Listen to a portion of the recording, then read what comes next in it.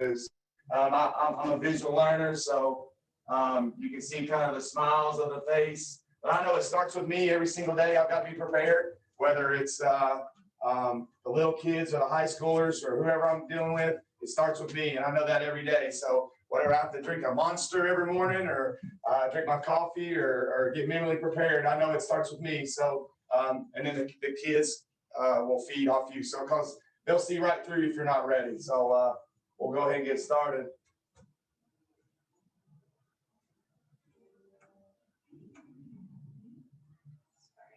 Oh, you're good.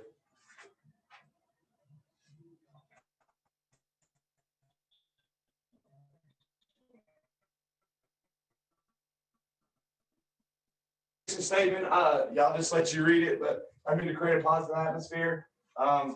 Depending, we have multiple programs we use. Rush hours like speed and agility, which it benefits every sport.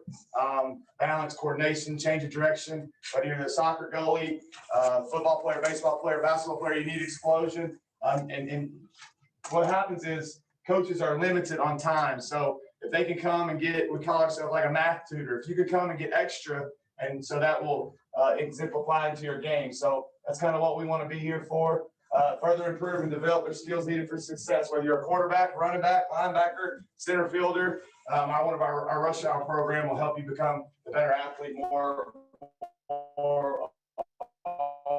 around.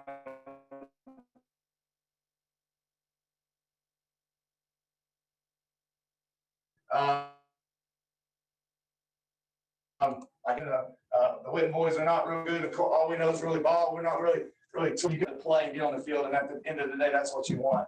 So create more consistent practice habits, teach proper techniques and fundamentals. That one's tough because the fundamentals and techniques are always changing. From when we played, you put your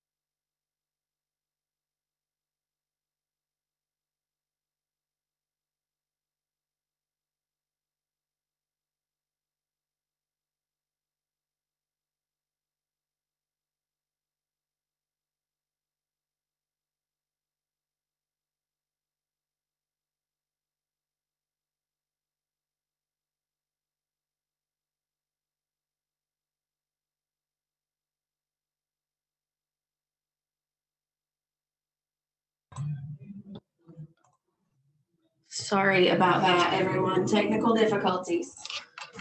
All right, I'm going to turn it back over to Ryan. Just a second.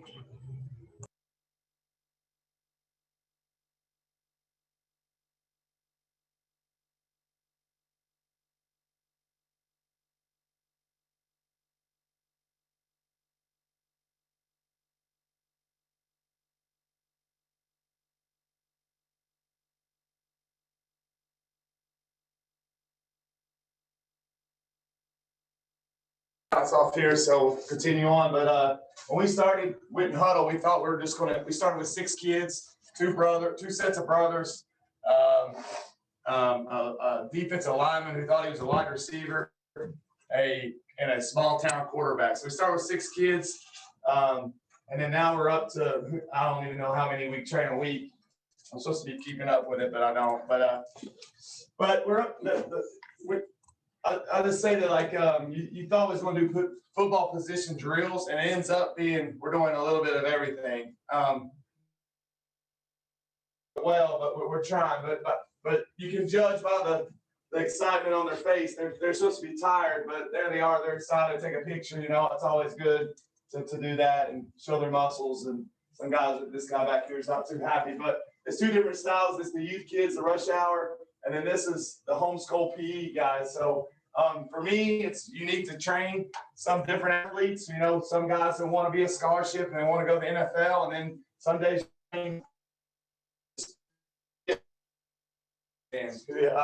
just want to play for fun. And for me, that's an eye opener as well, because I was always so. Our rush hour program, I told you what we look to improve. It benefits all sports, and we have it in all 3 levels. So we do youth and high school sessions. Of course, the high school is more intense compared to the youth level, but points of emphasis: self-control. Try to teach the athlete to line while they're doing the drill. Got to finish the drill. Stay body control. Learning from others, which, you know, we always have the kids who are returning. Leaders are at the front of the line. I try to institute the mission statement into every drill we do. So learning from others, follow the leader mentality. Now, it's not like literally, but we always try to have someone demo the drill before we do the drill, just so that they can see the proper way to do it. And then positive reinforcement. A lot of times you're going through there like, good job. Make sure you kind of find out their name, or, you know, like he's got an Alvin Kamara jersey on, and so we're like, hey, good job, Kamara, good job. You know, trying to build them up. But like some of the cues we use, like knee over hip, run your hands, slow feet don't eat, and then also you're competing against yourself. So in this program here, you're trying to improve your speed, balance, agility, explosion, coordination, strength, change of direction, all conditioning. But you're not competing against anyone. You're competing against yourself, how good you can do that drill. So first time through, maybe you did it average. The next time through, you're going to try to do a little bit better. All over, the best athletes in the world every single day are training those things that we're looking to improve on. So I don't know if anyone ever, LeBron James, Tom Brady, I don't know if any of them ever truly get faster, of course. Can LeBron James get more explosive? Of course. Can, you know, Titus Turner here get better? Of course. You know, so that's what we're trying to preach in our rush hour program. But again, it's all about positive reinforcement. Of course, guys, we, you know, go to exhaustion, but that's where we are. You can see they're all kind of in line, get ready to take off. I'll tell you this, like any program that you get kids to swim, look like they are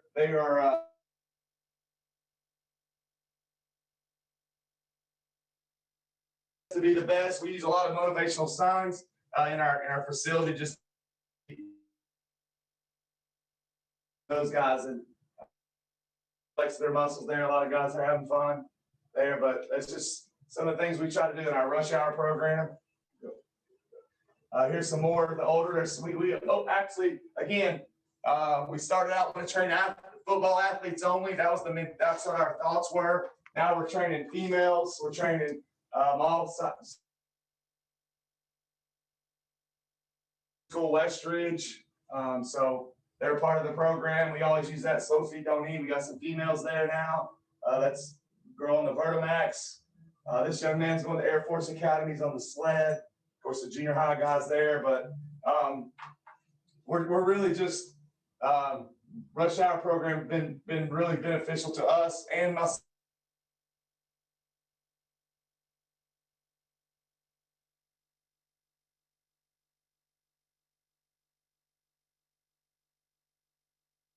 open the doors and allow me and more athletes to come through our program and be beneficial and learn something off each one of them. So it is hard to remember all their names as they come through, but just get them working, get them sweating, try to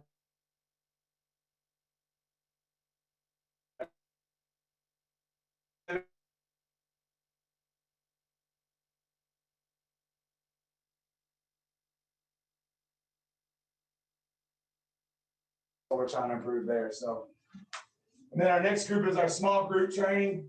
You can see that it's kind of different point of emphasis. We're trying to build confidence. We've learned through football training and the small group training. A lot of people want to do the one-on-one, which is great because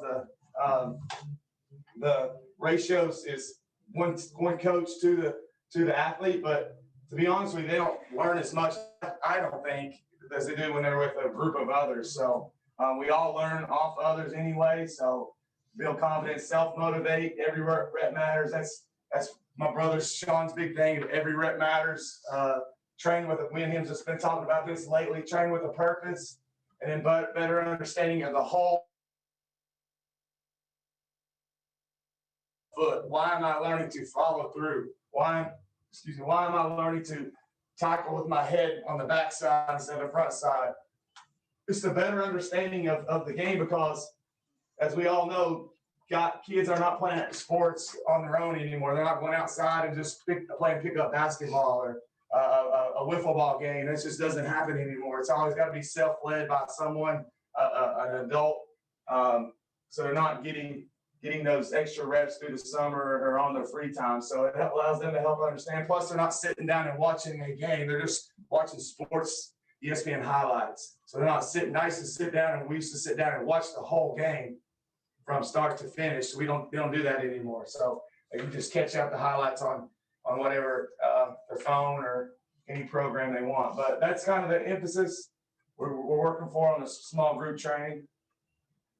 Here's some pictures, of course. Again, grit, we use that. That's one of our signs that we got off Virginia Tech that we use in our building. We go from high school to the youth programs. So there's some linemen, quarterbacks, receivers. You can see they're in the groups. So little guys learning to carry the football. But we really want those small groups to be, 8 to 10 kids in the same position, same grouping, and let them really, really work. They don't have to be from the same school. They can be from different areas. That also is good too because they build friendships, relationships. That when football ends, maybe one of them can help each other out, whether in a job interview or they're driving down the road and they got a flat tire. You never know who you're going to come across. So it helps build those relationships with those small groups from kids from different areas. But the next part is the team training. That's the Cyclones. This is, part of the funnest part is because doing what I get to do, I get to travel and do other groups too. I don't get to just coach the Cyclones. So South Green used to have me down to team training. I've been to Unicoi, been to Abingdon, Virginia. So it's pretty cool to build the teamwork and what it takes on the athlete to decide what they want to do. Hard work, of course. I got hard work in there, but like Coach says all the time, like everyone's working hard. Like hard work is no longer a proponent, a positive thing because Coach, my my son works hard. Well, everyone's working hard now. We all work hard. So working hard is almost, it's not a good thing anymore. That's the standard that's been set. Now, of course, not everyone works. Commitment, weight, and strength training. We've seen that here. Coach is more involved with that there, but by the high school team getting bigger, faster, and stronger to get bigger, faster, and stronger as well, whether it's body weight, exercises, push-ups, sit-ups, time management, and then, of course, the responsibility, show up every day. Part of a coach's nightmare is kids not showing up. So those are kind of the points of emphasis. The teamwork is really big because, we think, of course, I coach football, so I think football is the ultimate team sport. But, if you're a baseball person, you probably think baseball is the ultimate. There's no right answer, but I just know what works for us and the teamwork part. So make those guys really respect the game and teach commitment. The band of brothers, the more they train together, the more they're going to relate to each other. The more you invest, the harder it is to break. So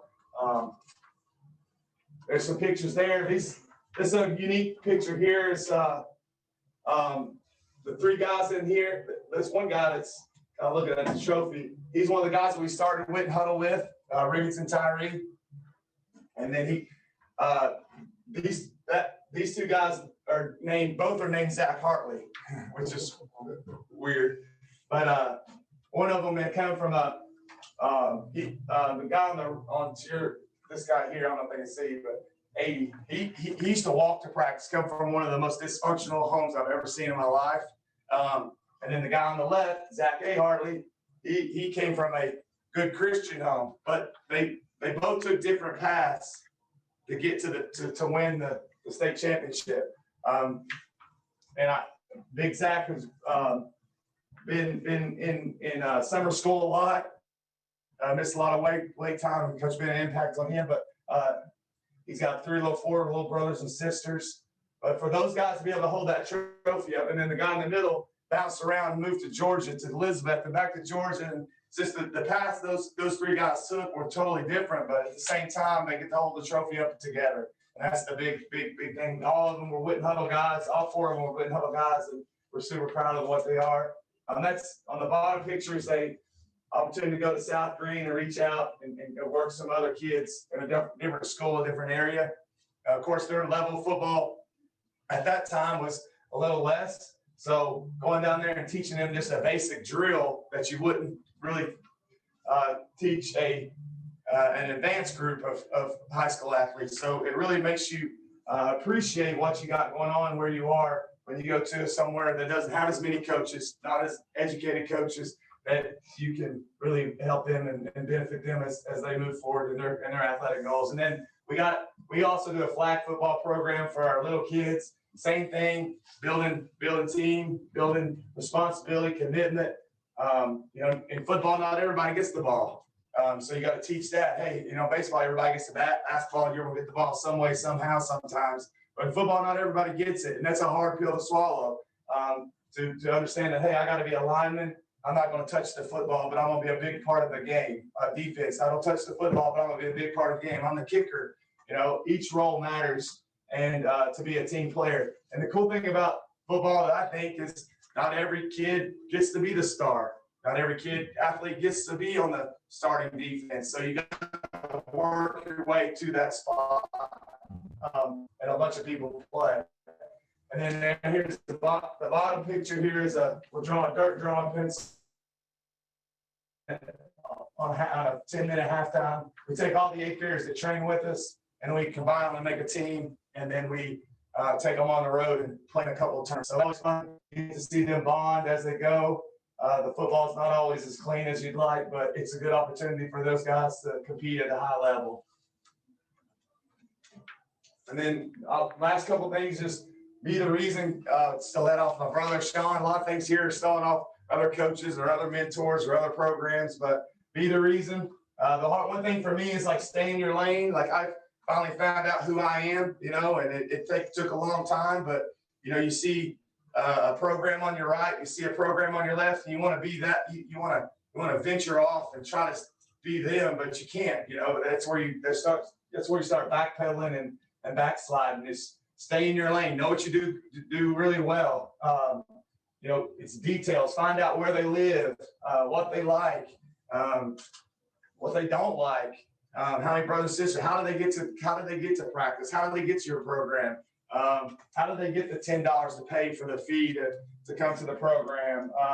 This is a good one of me actually listening. Don't tell my wife that I actually do listen, because she doesn't agree with that. But I'm actually listening to someone, and then I saw this off the guy from the 49 said, "Don't let the old you get in the way of the new you." That's what we're trying to do. Don't let the old way, just because you did it when you played doesn't mean it's right now. Don't let the old you get in the way of the new you. The hardest thing for me personally is to stay in my lane, because I see so much, with social media, and it's so easy to look and watch, oh man, they're training these guys this way, or they're doing this, or they're doing that, but it doesn't always work for you, and I have a hard time staying in my lane, because I want to venture out and do other things.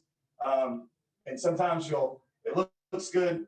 One guy will be doing something in California, and you try to do it here, just doesn't work. And then same thing, you may get something. One of the best drills I found was one of the worst football programs in the state. It's right up the road here. That was one of the best drills that I found. So you never know where you're going to find good information. And don't underestimate that. And then just stop the cycle of me and my brothers, we grew up in a hostile environment, and you got to stop the cycle. You got to find help. I used to think I could do it all by myself. It doesn't work that way. You got to branch out, collaborate, and that's where you'll build relationships. The relationships that I've built are because I've let my guard down, and I've allowed someone to help me. So find help, listen, dig deep. Some of the things that you're going to go through are not always friendly. So some of the guys that you'll come across, and females too, it's not always the best situation. You kind of got to dig deep and find different ways to attack those and help them. So that's what we're trying to do with the mentor program. And then you always got to be a part of the community. I always like to have other people in the community talk to our athletes, whether it's police officers or Jillian or the judge or whoever, former athletes, physical therapists, nutritionists. Just try to get different people in their fields talking to our athletes as much as possible. You see that's my line favorite. We're doing a coach drive, so we try to find out something in our community that they needed, and coach was a good idea. So we missed that this year with the pandemic, but we look forward to getting back there. It's one of the best days of our years, get to go out and give those coaches to the people who need them the most. And there's a cool picture of all three of us, the brothers, me and my Whitten Huddle gear, coaching the Cyclones, and then Jason with his Cowboys. So that just goes to show you that dreams do come true, whether you're whoever you are. If you dream big and work at it, and don't be denied that it's your dream, we come.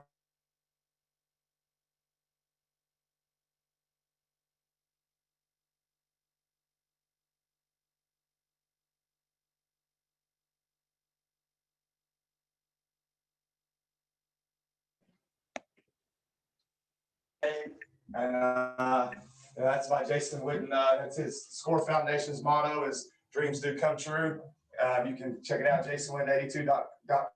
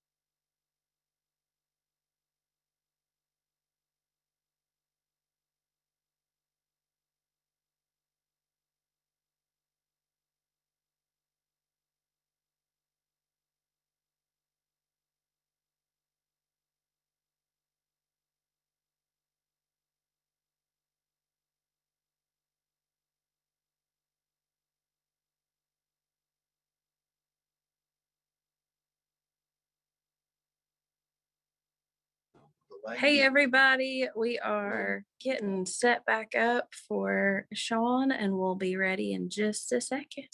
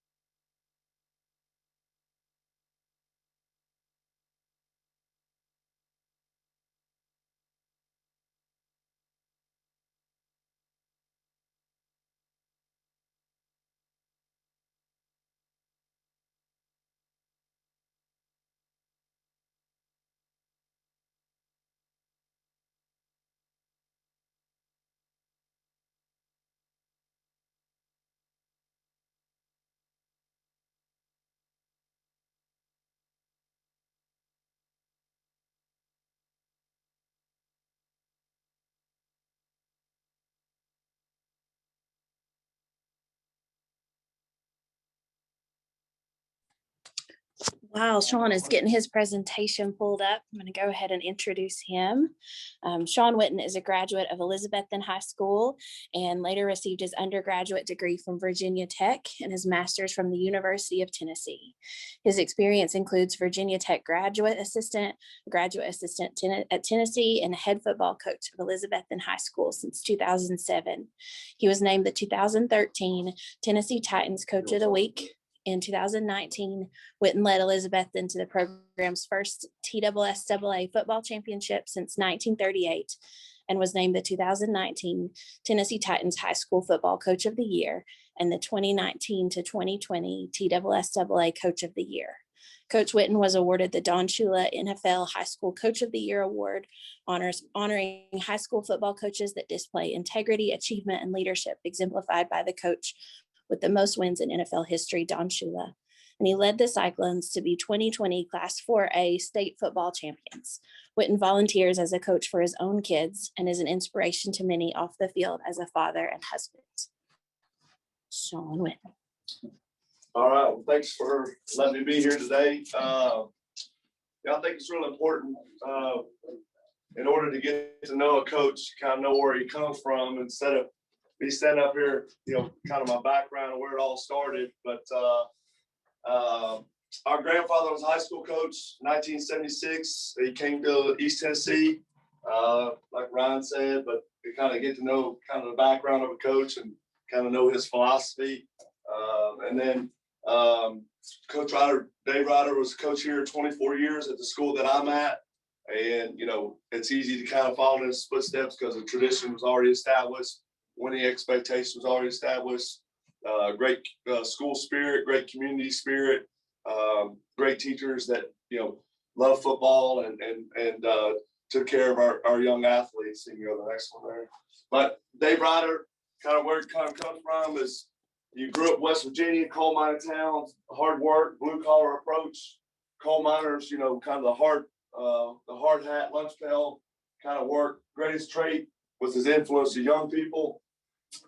His influence was exponential. So if you kind of describe the three brothers, kind of what's the difference between Ryan, that you just heard, and myself. Ryan's very energetic. He's very creative. He's got nonstop energy. For me, at my level, I kind of take on this approach. Very organized, very structured, very disciplined. There's a time to play, there's a time to work. I'm all about the work. Don't have as much time to spend with my athletes as much as maybe Ryan does. I don't give them much as throughout the course of the week. I've got a 60-minute or an hour and 20-minute window where I've got to accomplish a lot. And so a lot of my characteristics and things that when I get to work with my athletes may not just be teaching them football. It may be in the weight room, it may be during school, just to really kind of develop a relationship and all that. So for me, you describe three things. It's really about hard work, really about blue collar approach, and then the influence on young people, and then influence is hopefully exponential to them. Next slide there. And so Dave Ryder, last 2 years, really became my position coach, even though he was kind of the head coach. He kind of coached me personally as a quarterback. He kind of wanted to be that guy that, my grandfather was very good at coaching every sport, every position. He could really do it all, had his hands on everything there back in those days, but he really kind of wanted to coach me, coach quarterbacks the last 2 years, kind of really be involved in that. As soon as my brother Jason graduated, he went on and retired. So he really wanted to have a big influence on his grandsons playing for him there. But he was on me every single minute, every day. He wanted me to be in the forefront of the offense. He wanted to make sure he's going to hold his grandson accountable. So one of the best things coaches always say is your best players got to be your hardest workers. So if he was going to be harder on me as his grandson, it kind of set the standard for the rest of the players on the team. But I just remember working a drill with him. It's called dropping back. When you play quarterback, you got to drop back. You get the ball from the center, you drop back. You get the ball in the shotgun, you got to drop back. And he would always use the word, you have to stand tall. So not only is he teaching me how to play the game, but he's building a relationship. He's coaching me off the field. Using words in our program, you have to stand tall. Next slide there. So physically, he was teaching me to play my position better. To play quarterback, you have to stand tall. You don't want to be slunched over. You don't want to have your knees bent a whole lot. Interesting, as a wide open coach, he was teaching me something else called character. So in life, you have to stand tall. When good things happen to you, you have to stand tall. When bad things, adversity hits you, you have to stand tall also. So I just remember this particular drill, and I worked with my guys always. I remember getting the ball underneath the center, dropping back. He's like, stand tall, stand tall, stand tall. He'd go in. We do 3-step drop back. Stand tall, stand tall, stand tall. 5-step drop back. Stand tall, stand tall, stand tall. Sprint out pass. Get the ball, roll out. We stand tall, stand tall, stand tall. So not only is he just teaching me how to play the game, but you're also building a relationship with the players, a lot of characteristics. So that's what we have to try to do. You have to try to do a lot of things at one time. And so not only just trying to teach the player to be better in position, but you're teaching character, you're teaching integrity, you're teaching discipline, teaching structure. You're trying to stay on a good path there. Next slide there. But stand tall. So the definition is to behave in a brave, proud, without retreating from confrontation, danger, and adversity. So in life, you have to stand tall. All of our football players don't come from the same backgrounds. They go on different things in the off season, throughout the season. Some of them play a lot of different sports, but as we're coaching them in the toughest times of their lives. You have to stand tall. Next slide there. And then another one is to be proud and feel ready and deal with innings. So in football, if you're going to be any good, you got to go through the great competition. You go play sports. Times are going to get tough. In life, it's going to be the same. So, and this is a phrase that we use. It kind of just goes with the position that I was coached at through my grandfather. Kind of goes on what my characteristic traits are as a coach. Not only you got to be ready through confrontation, but it also, when you stand tall, you're proud. You feel ready. You feel confident. You feel prepared. You feel blessed to be in your situation, that you can go out in life, that you can take the next step in a football career, that you can make the next step as a college athlete, that you have the confidence to go on and face the things that you're ready for or going to be ready to compete against. Next slide there. And so teaching character, when you have success, you have to stand tall. And then when you have adversity, you have to stand tall also. So that's kind of my background. That comes from my grandfather, our characteristic traits of where we are as a coach, kind of our philosophy, what's important to us as coaches. There's so many different things you can kind of go off of. And every coach has its own kind of savvy characteristic. But for me, it's just about that. It's just a small town community that hard hat, the old, when I went to Virginia Tech, played for Coach Frank Beamer, they used to have a lunch pail for the defense and a hard hat for the offense. So you had to have one of the two. You had a lunch pail when you went to work at the coal miners. When you got to work, you put on your hard hat, you went to work. And so they had, that was the guy that played the best on defense got to carry the lunch pail, and the guy that played the best on offense got to wear the hard hat to practice for the next game. So that was always a good one there. The next slide there. And then obviously 22 years later, we tried so hard as a player to get our grandfather a state championship. He never was able to get to a state championship. My grandfather always did everything on, like Coach here, probably everything was handwritten. He always had handwritten notes. And I remember like the other day, it was always on yellow pieces of paper. Never was on white paper, it was yellow piece of paper. But he always writes you notes, and kind of just let you know that all of his players, he knew every player, he knew every roster. Coach has got them right there, as you can see. Let me see that, Coach.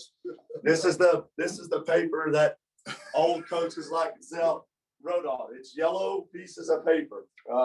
That's what he wrote on there. But he would always, you remember every player, he knew every kid to play for him. He knew every thing that he did. He always scribbled on yellow pieces, yellow notepads everywhere. So when I got older, I was like, I despise the color yellow. But when he wrote the letters to all his players, he always signed them staying tall. He never signed them coach. He always signed them staying tall. So that was always just a great reminder, and it was great to kind of pay back there. The next slide there. Here's a couple slides that kind of go through. The ultimate measure of a man is not where he stands in moments of comfort and convenience, but where he stands at times of challenge and controversy. So, these are kind of the messages that every year when we get in front of our team, where a kid's been there a senior, or he's going to be the freshman, whether it comes from a different program, or he comes from Ryan, from our middle school program, we always kind of give them this philosophy trait of what we're trying to teach, where we're trying to go. Who are they playing for? It's important for me to know everything about every single one of our players, where they live, where they come from, what they like, what they don't like. I always tell them that what's important to me needs to be important to them, but also want them to know what's important to them is going to be important to me. So they need to know who they're playing for and why sometimes coaches are the way they are, and why we get upset, what makes us happy, what gets them in trouble. Next slide there. This is always a pretty good one. See, the rougher in the seas, the smoother the sail. Every team faces adversity. Mediocre teams can just be destroyed from it. Good teams survive from it. Great teams get better of it. So, every year you're going to have adversity. It's going to hit you different. Obviously, this year, with COVID, like everybody had the same problems everybody did. There was going to be times where it was going to be tough. You're going to have players get hurt. You're going to have players get contact traced. You're going to have players, family members be sick. You had guys that the temperatures may have been out of control there. In times of adversity, how are you going to respond from it? That's ultimately the true measure of a man. Next slide there. If you sit back and spend too much time feeling good about what you did in the past, you're going to come up short the next time. So in our program and how we were raised, you don't get a lot of pat on the backs. You get a pat on the back at the end of the season, not so much during the season. So you win a game, you got to get ready for the next. You finish this practice, you get to the next. You finish this workout, it's on to the next one. So we don't really try to spend a lot of time feeling good about where we are. Ultimately, we want to feel that same way at the end once we achieve our results. The same thing as a player. Player comes through in our program as a freshman.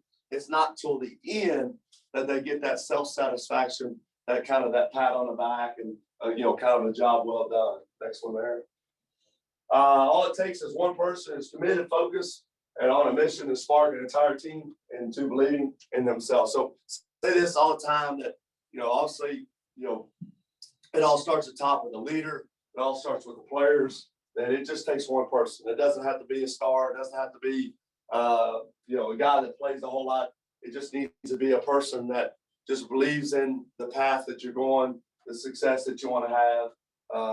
It could be a guy in practice that kind of has a spark. It could be a situation going on with a specific person in his life. It could be a player that just had a grandfather pass away. It could just be a player that's going through a rough time where you kind of the morale of the team just kind of gets behind a young man and kind of picks him up. It could be that somebody that's not gotten a whole lot of playing time all of a sudden got a little bit of playing time and kind of taken off from there. Or it could be just somebody that we've tried to is going through a rough situation and we try to just put our arm around and kind of pick them up. And next thing you know, a lot of your players are kind of playing for somebody. One of the things we try to do through our season is we always pick a game where each kid's got to dedicate a game to somebody, because when you dedicate a game to somebody, you're going to do everything in your power to please that person. So, if Sander here dedicates this game to his mom, he's going to do everything in his power not to disappoint his mom. So we always try to do that. We always put a little pink piece of tape on the back of the helmet. They put the name on there and kind of one word that describes, why they're dedicating that game for them. And so on that specific Friday, we know that our team's going to be ignited. They're going to be fueled. They're going to have the spark. It just takes one person to kind of take us to the next level to make sure that we're getting ready to go into a tough game, a tough time in our season. We've been practicing a long time. We've been together a long time. Kind of just takes our game to another level. And the last one there. Great thing about football is after a while, when you become teammates, you become brothers. So we got a saying that we stole from the Chiefs a couple of years ago. You start out as brothers, but you leave as teammates, and so you start out as teammates, you leave as brothers. Ultimately, that's the, best way you go about there. And that's really kind of a background, from my coaching standpoint of kind of what we try to do.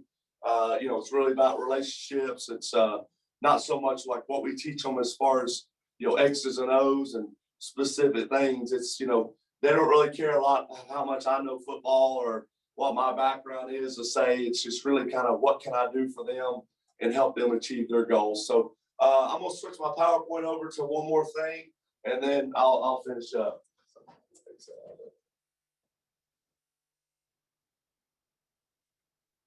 I don't go to that other result.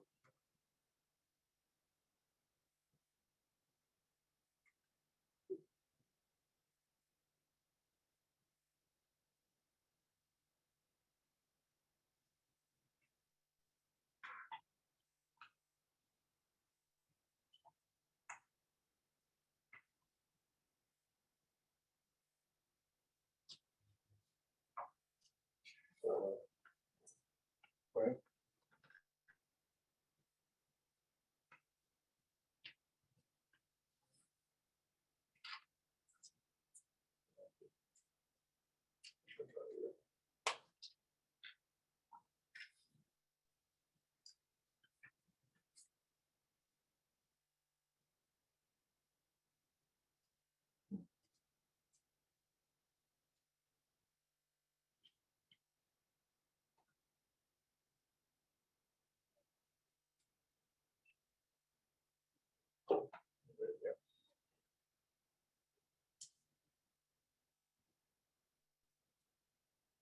Let's just introduce Sandra there while tell them about Sandra real quick. About him going through all the JWSCs. Oh, okay. So that's why I'm pulling up right there. That's on the spot. Yeah. It's not pulling up, it's kind of froze. I'll come back to it. Let's try one time. There we go.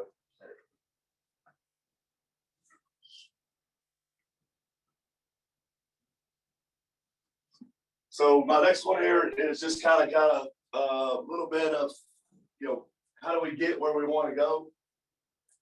Sometimes we have this kind of prayer meeting with our team kind of halfway through the season, kind of where we start, how do we get ultimately to our goal, or how do we get everything out of what we want to get in the next slide there. So not long ago, the athlete you see setting records and winning championships used to be an unsure kid looking for a way to prove himself. The artist which performs means was a nervous beginner afraid of people's judgment. So in order for me or our staff or our players to reach their maximum potential, it really comes back to self-confidence. They got to believe really kind of in order to achieve. So the more self-confidence they have in the weight room, in the classroom, on the practice field, when they step across the white lines, the more success that they're going to have because they believe in themselves and they believe in what they're being taught. Next one's on there. So what is misguided in the mind? It's misguided to do or not to do something because other people are doing it. Others have their path. What works for one might not work for others. So Ryan mentioned that too. What works for me may not work for him. What works for him may not work for myself. You have to know yourself, know your skills, know the discipline, know the mission, take your own path, find out what works for you. So one of the things I try to do as a coach is when we start a 2021 season, I will never talk about last year's team. I'll never talk about last year's player. I'll never talk about the 2019 season, what that team did, what that team accomplished. There's a new identity. There's new players. There's the current players on the 2021 team don't want to hear about last year's players. They don't want to hear about last year's team. Well, last year we did this and it worked out great. Well, that time is gone. So we got to kind of know the mission, know the discipline, know the plays that we want to run, know the things that we want to do, kind of find what works for this team. How can we fit, how can we fit this young man into our program? Next slide there. Everyone on this journey to elite encounters early decisions when they're unsure what comes next after those decisions are made. Everyone has their chances. Everyone makes their choices. Your path is not defined by the difficulty. It's defined by your discipline and during what lies ahead. So for me, the fastest path to success, the quickest path to success is ultimately the discipline. The shortest path is the discipline path. And for us, the more discipline we have as a team, the more discipline we have as individuals, the quicker we're going to be able to reach our ultimate goal. So we keep it short, we keep it simple, but we make sure that we have a lot of discipline. We don't make a lot of mistakes. We don't have a lot of penalties. We don't really try to have a lot of distractions amongst our team. So everybody has their decisions they made. So what we try to do is we provide the quicker that we can identify each kid's purpose, each kid's role in the team. So when we start a season, we'll have a kid that maybe we'll give him 2 roles, and then it's his job to kind of create what he wants to do as the season goes along to be able to define more roles. So discipline trumps circumstances, getting good through results, through average behavior. The habit of is good enough forms easily, and one person spreads quickly to an entire team. So overshadows for so long. What follows is gain in false confidence. So I don't believe in kind of sugarcoating it a lot of times. I like to tell the truth. I like to let kids know exactly where they stand. We can agree to disagree all day long, but it kind of lets them know that you don't really kind of create a false identity. Our team is really good, but we've not played anybody, or our team's really good, but we've only got one guy scoring all the touchdowns. So if they take this one person away, who else is going to be able to step up? So we try to incorporate everyone. And the biggest thing that we don't want to really do through a season. Football season lasts all year round, kind of. If you're gathered from, say, you have start in Tennessee, start spring practice in May, you go all the way through. If you're privileged enough and fortunate enough to go all the way through December, you're there for a long time. Summer workouts, morning workouts. You work out through fall break, etc. You know, you don't want to create a sense of false purpose or false confidence. Everything's got to be real. Relationships got to be real. Football's got to be real. When I'm standing in front of a team, it's got to be real. When I'm coaching the players, they got to be real. Players know who is putting on a fake kind of show. They want to see the truth. And I think that's kind of been big for our program over the last 4 years. That's on there. People can get away with average standards during good times, but it leads them to the path of being fragile and disciplined and exposed during unstable times that lie ahead. Before long, it catches up to the entire group or team, and it will pay a shockingly heavy price to when they thought they were doing okay. So it's kind of the same thing, kind of false identity, false confidence. When you all of a sudden you face adversity, are you going to be able to kind of bounce back from it, or is it going to kind of defeat you on there? So and for our program and for myself, it all falls back on the discipline. Are we good enough to do the good things in the toughest times, in the toughest parts of our season? Next one there. So this is Conor Johnson. He's one of our football players. Conor Johnson, it was a freshman football player. He came from Ryan's program from the middle school. Our first scrimmage, we have a right tackle that's 6'7", 317. And on the first play, he fired off the football and he tore his ACL. So this young man, Conor Johnson, is a freshman, probably 13, 14 years old. All of a sudden, he's in the starting lineup as a freshman. So our team goes from having a 6'7", 317 right tackle senior that possibly could have a lot of college opportunities to having a 14-year-old freshman. And so we have to build this young man's confidence. We want to we have to do the things that makes him successful. All of a sudden, our team shifts 180 degrees. So we've been waiting for a young man like Garrett Jennings to kind of mold into his body to become that young man that's as big as he is to kind of dominate. Look forward to kind of see him, to block a lot of people that are smaller than him. But this young man ended up, we didn't want to kind of, it'd be easy to look at that young man and give him a lot of false hope to kind of give him some, just kind of build a false identity around him. But immediately, it's just about discipline. You got to do things right, do it sound, do it good, build his mental confidence up. And ultimately, this young man is a junior right now. He'll be a senior next year. He'll play more games as an offensive lineman than anybody in our program's history. And he's also an outstanding young man on top of that. Next slide. So here's a couple pictures we like to put up there. Just kind of, we put a lot of pictures of players doing things the right way to kind of see our progress that's been made. Guys gang tackling here, a running back holding the football kind of the right way, two linemen really kind of doing a lot of work in front of them there. We try to see where we started, how do we get where we want to go. We show pictures of where we started to the middle of the year, kind of to the end of the year. Next slide there, a couple more pictures there, just pad leverage there, guys competing when they're getting their helmets knocked off. Next slide there. Multiple people. We reward our team with gang tackles. Gang tackles are tackles made by more than two people. Kind of relentless pursuit of excellence there. Guys chasing the quarterback, diving for the football there. It's always it's a great feeling when you run out of the stands there. Other players stepping up into the mix. Senior running back, this guy's kind of blocking while he's still getting tackled. To really trying to show that we're doing things the right way. Next picture, slide there. And something to keep going. I'll just pass this there. Here's more pictures of just team bonding. Guys that you would never see together, all of a sudden are together. Guys that you would see families never together, all of a sudden cheering together. Fighting to get in the end zone, gang tackles there. Our little kicker there, Sean, who's our smallest guy on the team.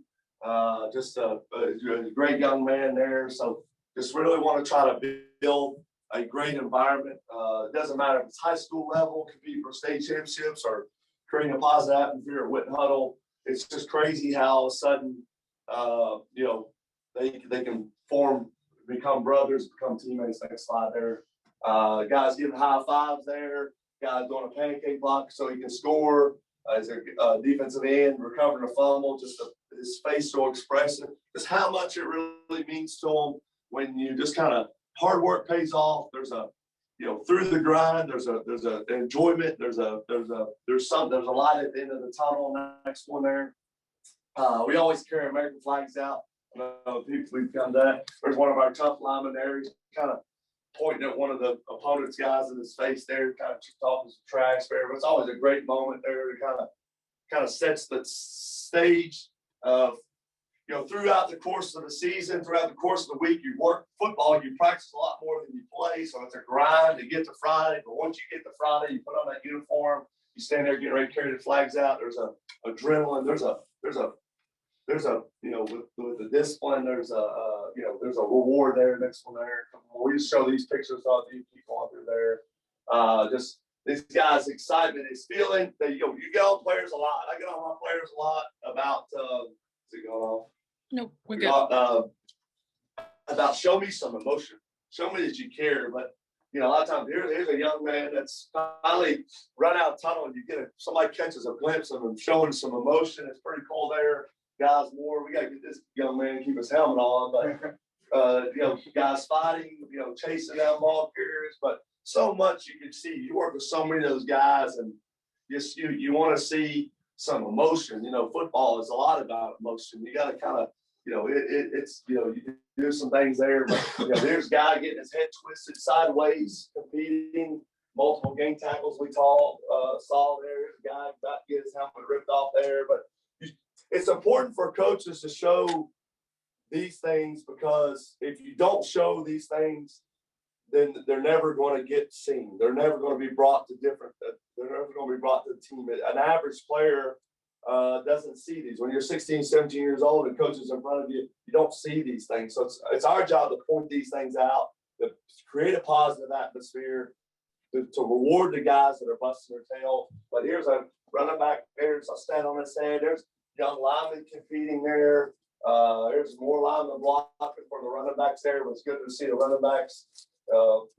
There's a senior running back. Just different people being rewarded for the good deeds that they've done and throughout their career. Next one there, all of that. And so, how do we get where we want to go? Ultimately, where we want to go is a mindset of a relentless pursuit of excellence. The first tool is focus. Everything we do must have a purpose to it.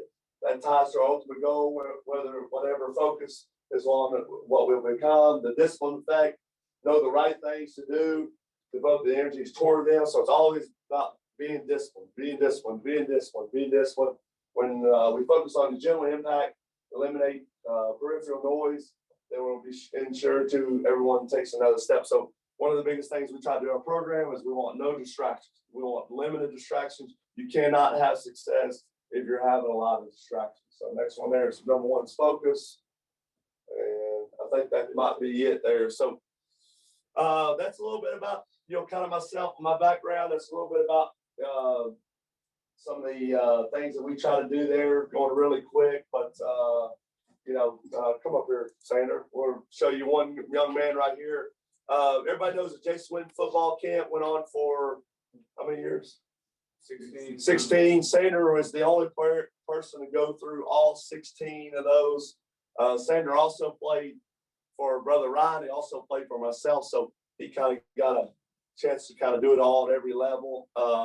And so appreciate that, Sander. Just want to point that out. But it's really good to have those type of things. So everybody, there's kind of a lot of different coaches' speeches and coaches, kind of take you to you get in front of a team, but obviously some of the things that we've tried to done there is it kind of comes to kind of the foundation and the root of the coaches. So if anybody has any questions or anything, you feel free to contact me on Elizabeth High School.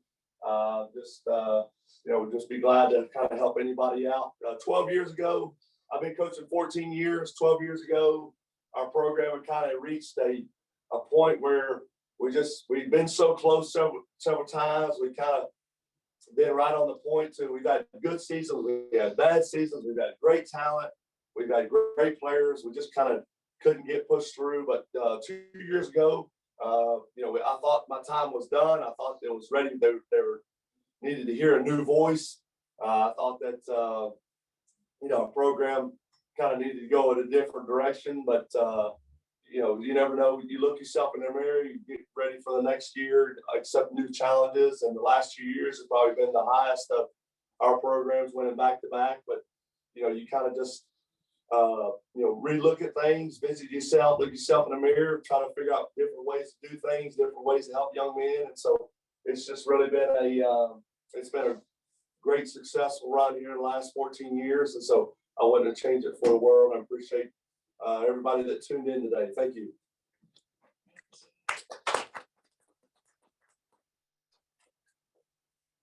Hey, I'm going to go ahead and turn it over to Dudney. And if y'all don't care to introduce yourselves, then you can go ahead and get started. I'm happy to kick us off. So good morning. My name is Teresa. I'm a program manager at the National Recreation and Park Association, so NRPA for short. My job is really focused on heading up our youth sports strategy, which is centered in equity and inclusivity. I have to say I am from Tennessee, but just the other side. So born and raised in Memphis. Go Vols, go Titans. Just got to get that out of the way.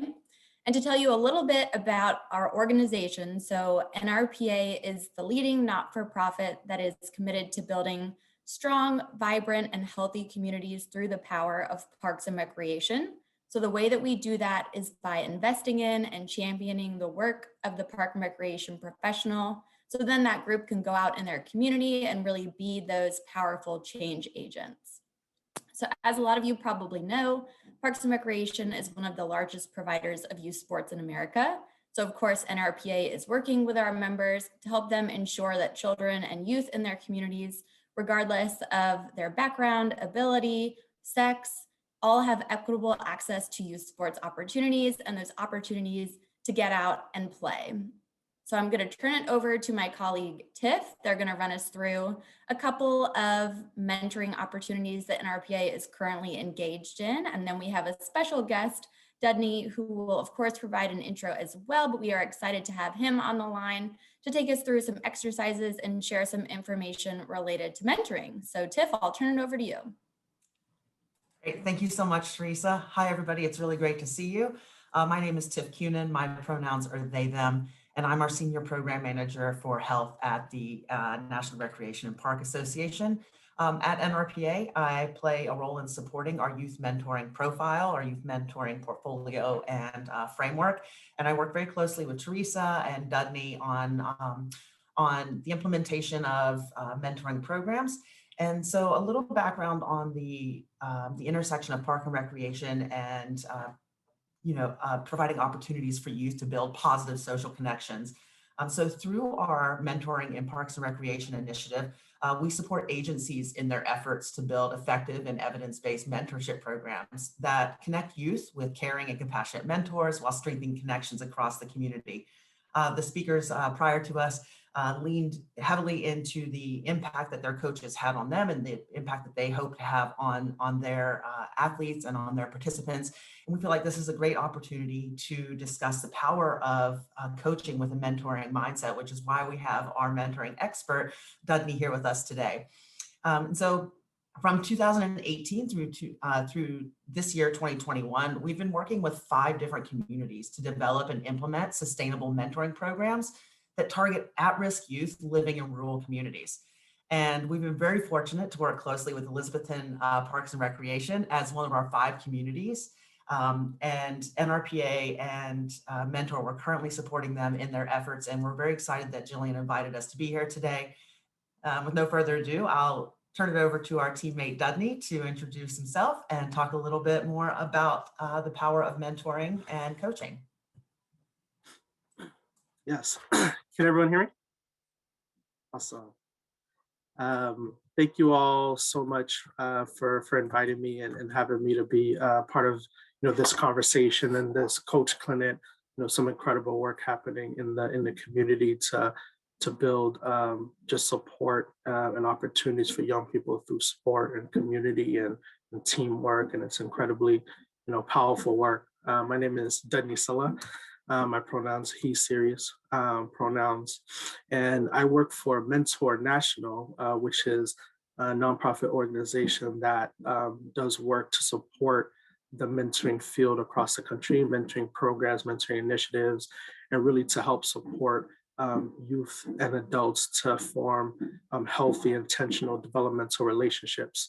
Whether that's through programs like Big Brothers Big Sisters, which do incredible one-to-one programming, group mentoring or group dynamics was brought up earlier today, group mentoring, but also just in the kind of informal mentoring that happens when there isn't a programmatic structure, but when a community comes together and provides a lot of intentional support for their young people. And I'm a program director. I mentor on a program team, and my work really covers the intersections of workforce education and how to develop a mentoring mindset across different contexts. And I've been able to work with great organizations who collaborated with us to develop trainings on that content, and we'll touch on some of that with you all here today. I'm particularly excited to be able to speak to a community of coaches, because myself, growing up in Boston, my family originated from Haiti. I was born in Port-au-Prince, Haiti, grew up in Boston, Massachusetts. And during the time of my upbringing, one of the things that really stood out was how so many different aspects of the Haitian community and my family sort of came together to raise the kids. It really was it takes a village approach, and I hear a lot of that sort of communal energy and culture in what you all do, where you're located, to sort of surround these kids through sports, through other means, embedded in the community. In the community I grew up with, whether you went to the barber, the van driver, it didn't matter. Everybody's going to ask you how you doing with your homework. Everyone's going to challenge your growth. Everyone's going to make sure that you were supported and seen, and also pushed and challenged to be resilient and to continue working through. And so for me, a lot of my mentors were people who were teachers and coaches and librarians and people who were out in the community during school, after school, on weekends, during the summer camps. Those were the ones who were so essential to my development. My youth minister, my pastor, who I always say to people that I felt like I was almost handed off, from one stage of my life to the next by a web of positive support. And US coaches and coaches very often come up when you ask young people who was there for you when you were a kid, or who's there for you right now. Some of the most common things that I hear is my coach. My coach challenged me, my coach saw me, my coach connected me to somebody who was aligned with my goals. And so there's incredible power through sports and through coaching to provide intentional webs of support for young people. And so thank you for having me. We're going to try to see if we can pull up a slide deck here as I sort of talk through the content a little bit more. And and throughout this too, I have a whole bunch of slides and probably way too many words. So I apologize. I'm sure as coaches and athletes, being able to move around is probably way better than reading a lot of words. So hopefully the story telling will help mediate that. But feel free to hop in too during the conversation. If you have thoughts and things that you want to share as well. We hope that this can be a little bit of a dialogue. I can't fully see everybody that's on the screen, but feel free, Jillian, anybody to hop in and sort of build on the conversations that we're going to have today.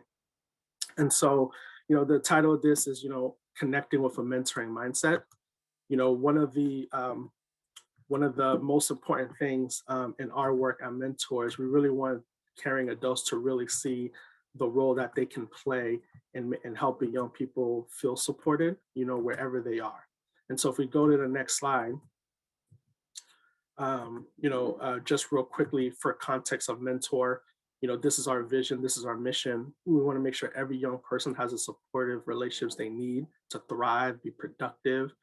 We want to fuel the quality of mentoring relationships. And sports is such an empowering context for being able to do this work. And the next slide, there's a credible need for mentors. There are so many young people who often don't have a mentor, where maybe they have a supportive parent, but the parent doesn't have an additional adult who provides intentional support for the young person. And there are so many young people who, because of what they're going through, trying to navigate complicated systems, trying to make decisions about their futures, trying to understand their identities as kids, where the mentoring relationship can be an incredible potential support system for them. And so there's an incredible opportunity to help fill that gap by leveraging, whether it's coaches, librarians, just members of the community to support parents and support kids. On the next slide, we want, young people, we want them to pursue their passions, to develop their skills, to zone in on what they're interested in. The great stories from our two coaches earlier today, thank you for sharing, just your vision and the work and the intentionality you bring to the kids to help them build skills and have experiences that are transferable. When you come together as a team like that, when you're able to be resilient through challenges, it's incredible how much of that can translate to any decision that you make in your life, in terms of your career and in terms of your education, your pursuing certifications, or even seeing larger possibilities for yourself, both in your community and throughout and outside of that as well. And so we want young people to have access to spaces where they can explore their interests and sort of learn the skills to overcome, whether it's personal, institutional obstacles that might come their way. So on the next slide, developing their social, emotional skills, providing guidance, intentional guidance of how do I navigate school, work, life, how do I seek out access to opportunities, and also how do I develop my social capital? How do I learn the skills as a young person to identify sources of healthy relationships, sources of people who are going to challenge me, who are going to see me, who are going to have my back as I navigate and make decisions. And, we want to create, inroads to these 4 things for young people as they navigate, through their life. And on the next slide, we want them to have spaces where they can share their goals. Early in the presentation, it was like, hey, I want young people to let me know what are your goals and how do I help you succeed towards your goals. It's incredibly important. Being able to identify healthy relationships, right? And to try to remove yourselves from unhealthy ones, building social resourcefulness, and leveraging your communication styles to self-advocate, to share your ideas, to make yourself known, all incredibly important all across the developmental stages with young people, from our youngest kids to our oldest kids preparing for high school, college, and early career as well. And the next slide here, this is one traditional way that we define mentoring, or that mentoring is defined, is that it takes place between young persons and perhaps older, more experienced persons to help provide support that benefits an area of development. One of the things that we like to remind people when we talk about this definition too, is that young people can also be phenomenal sources of support for each other. So mentoring can happen across, it can happen up, it can happen down. And we like to talk about mentoring as something that's bi-directional. So even you as a coach and with your athlete, even though there's so much that you provide to them, there's so much that the best coaches learn from their athletes. What did you see out there on the field? What did you think in that situation? And really being able to see mentoring as something that's bi-directional versus top down is an incredibly important lens that anchors us in how we see and define mentoring. And so when you go to the next slide, it's anchored in, positive youth development, being intentional. Thank you, Coach, for sharing about, I plan, right? I'm intentional about how I use my time, how I strategize. We can bring that same skill set to how we build relationships, right? Being very intentional to make sure all of my athletes have access to at least one coach who knows a little something about them and their background and what they need, right? So being intentional encouraging youth to be fully engaged in their communities and in their schools, being able to identify what youth are strong at, and foster positive relationships around that to nurture their leadership, to nurture their skill set, whatever that skill set might be, to really see the assets that they bring to the table versus just it being about trying to erase deficits or struggles, being able to say, hey, what are the assets that these kids are bringing to the table? And what can we learn from that as we build our team culture and our communal culture for them? In the next slide, positive youth development, just to continue on that, it's very focused on strength-based versus deficit-based. Like, what do you do well? And how do we best leverage what you do well on behalf of your goals, but also on behalf of what this community needs, in the context of sports, this team needs, right? Capitalizing on the assets and the resources that young people bring to the table, helping them develop, positive self-identity, self-confidence, being able to trust in who they are, and having spaces where they can be their full self, whether that's related to their racial, gender, sexual identity, whether that's related to their personality types, how do they, reject negative stereotypes about who they are. That can sometimes happen in relationships between adults and kids to really preserve and build a positive self-identity. And to not have a culture that's rooted in a dominance lens or a supremacy lens, but really seeks to foster space for their growth.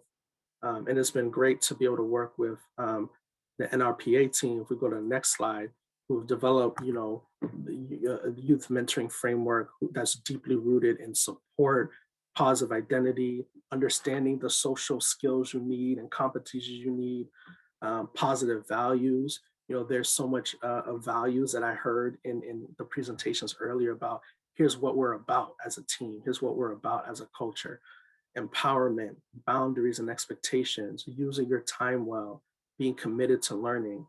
All of these things provide incredible structure for the context of youth development that are really important.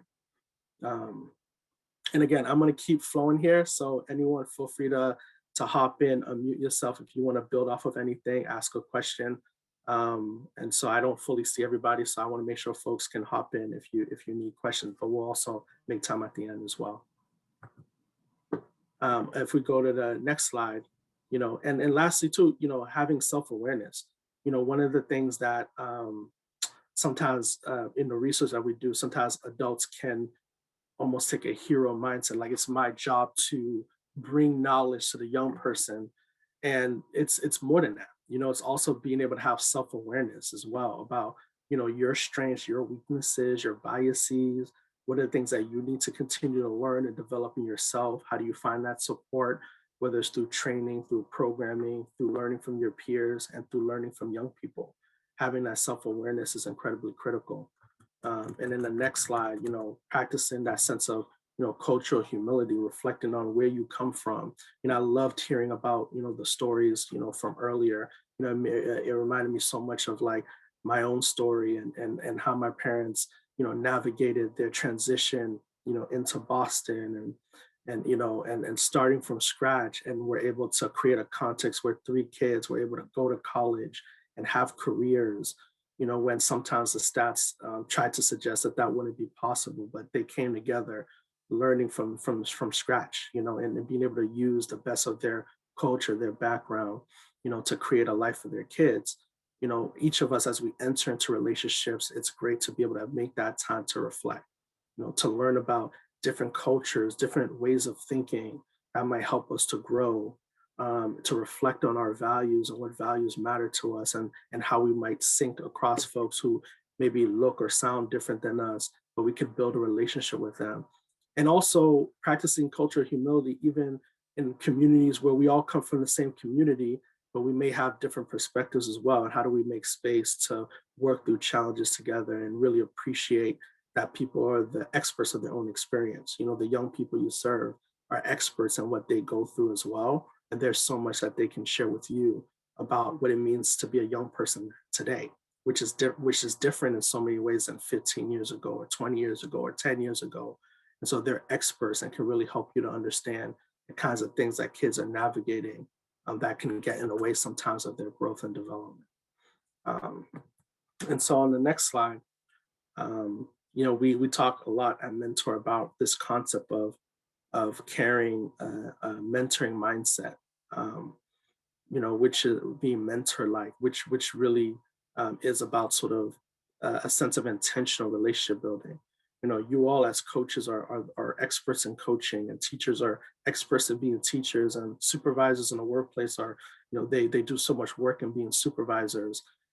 And how do we, in addition to what we bring from our expertise and our certifications and our knowledge base, how do we layer in this aspect of being deeply relational and intentional with how we build relationships and how we create pathways to relationships for the young people we serve, is something that we think a lot about, at Mentor National. So if we go to the next slide, there are four sort of areas that we think a lot about as it relates to mentoring mindset. The first is this concept of being intentional. Like, I see you. So if you all, I don't know if you all have like notepads or anything like that, you can sort of follow along with some of the activities, or some of the things that we'll go through with the slides. But to what extent, did you feel like you had someone, and it could be your parent as well, but even outside of a parent or guardian, who really knew you, who really knew what you cared about, what you were trying to accomplish, who knew something about your lived experience? What names pop up? Who are those people? What were they? Were they coaches? Were they teachers? Were they uncles and aunts? Who were those people? Who really saw you for what you are? And in this arena, we think that this is so important because in the research that we've done projects in workforce education, a lot of different contexts. And one of the things that stands out is in each context, we would find kids, we would do an activity where we would ask kids, who they feel like they can turn to when they need help, and help could be someone to care for them. Help can be someone to just challenge them and help them navigate a challenge in their life. Like, who do you turn to when you need help? And, some kids would write, 5 names, some kids would put parents, etc. But in each context, there was always a group of kids who wrote no one, who didn't feel like they had one person in their life who really saw them, and who they've really felt like they can turn to and go to when they needed support. And so that really motivates us to try to find opportunities to make sure that every kid feels like they have at least one person who really sees them and understands what they're trying to do in life.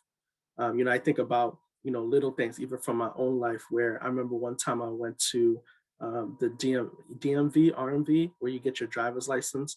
And I wrote, my name is Dudney Sala. So Dudney is with an N. I think a lot of folks are used to hearing Dudley with an L, who I think is a Harry Potter character as well. And I remember writing my name down, Dudney Sala, as I was sort of filling out the paperwork, and the adult in front of me thought I misspelled my own name, so she crossed out the N and put the L in. She didn't believe in me enough to know that I knew how to spell my own name.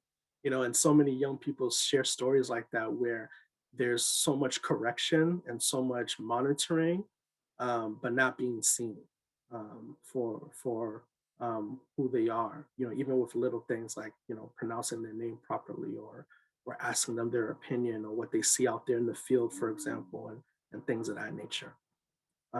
If we go to the next slide, the second part is this concept of support, being supportive. I got you. I think about the youth minister who would do these Friday outings with us, and I grew up Catholic, so she also supported me on my journey in that regard.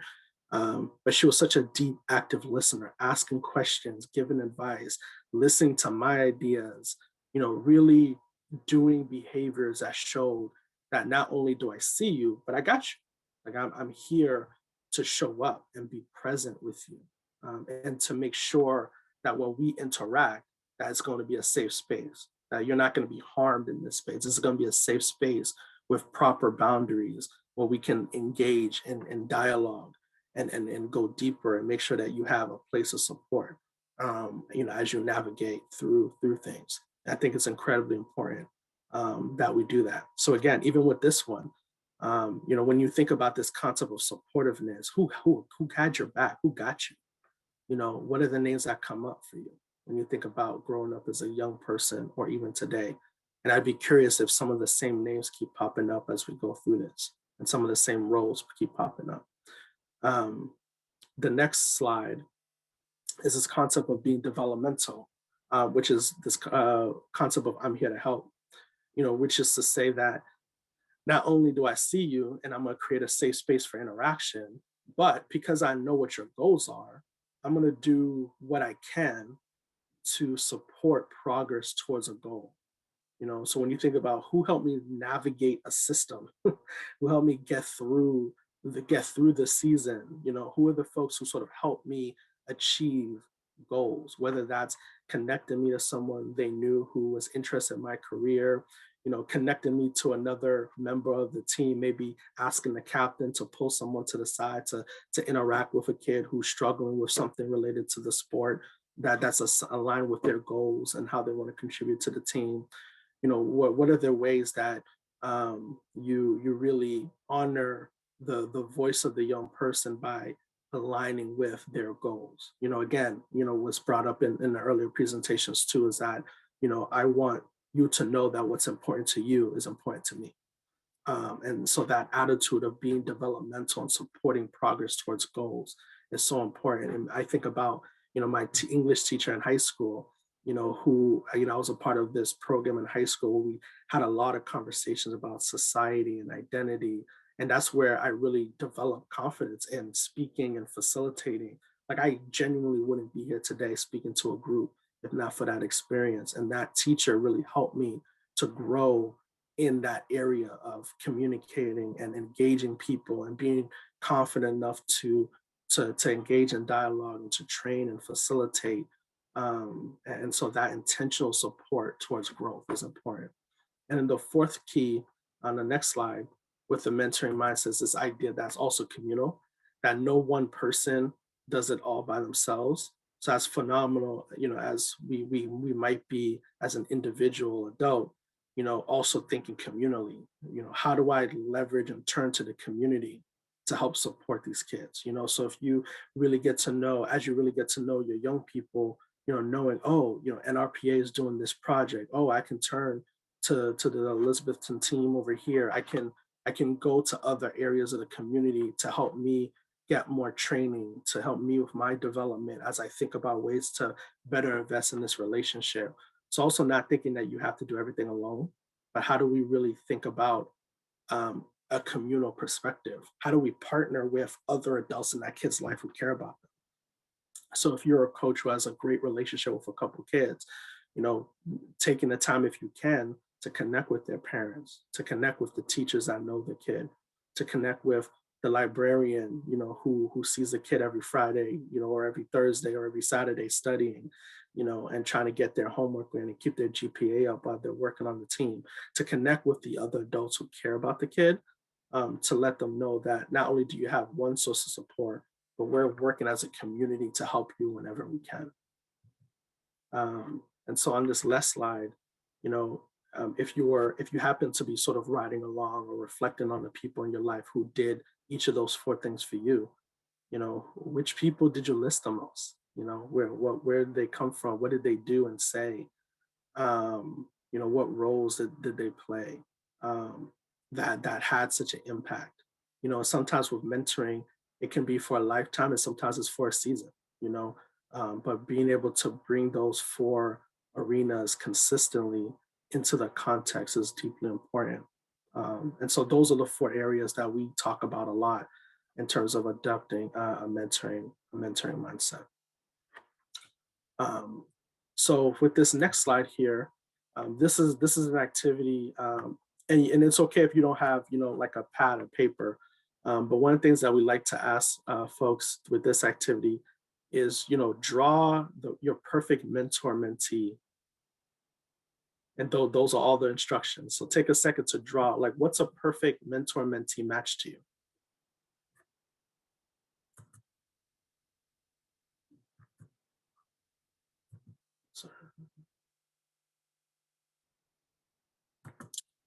And often people come up with all kinds of unique drawings with this, but what does it look like?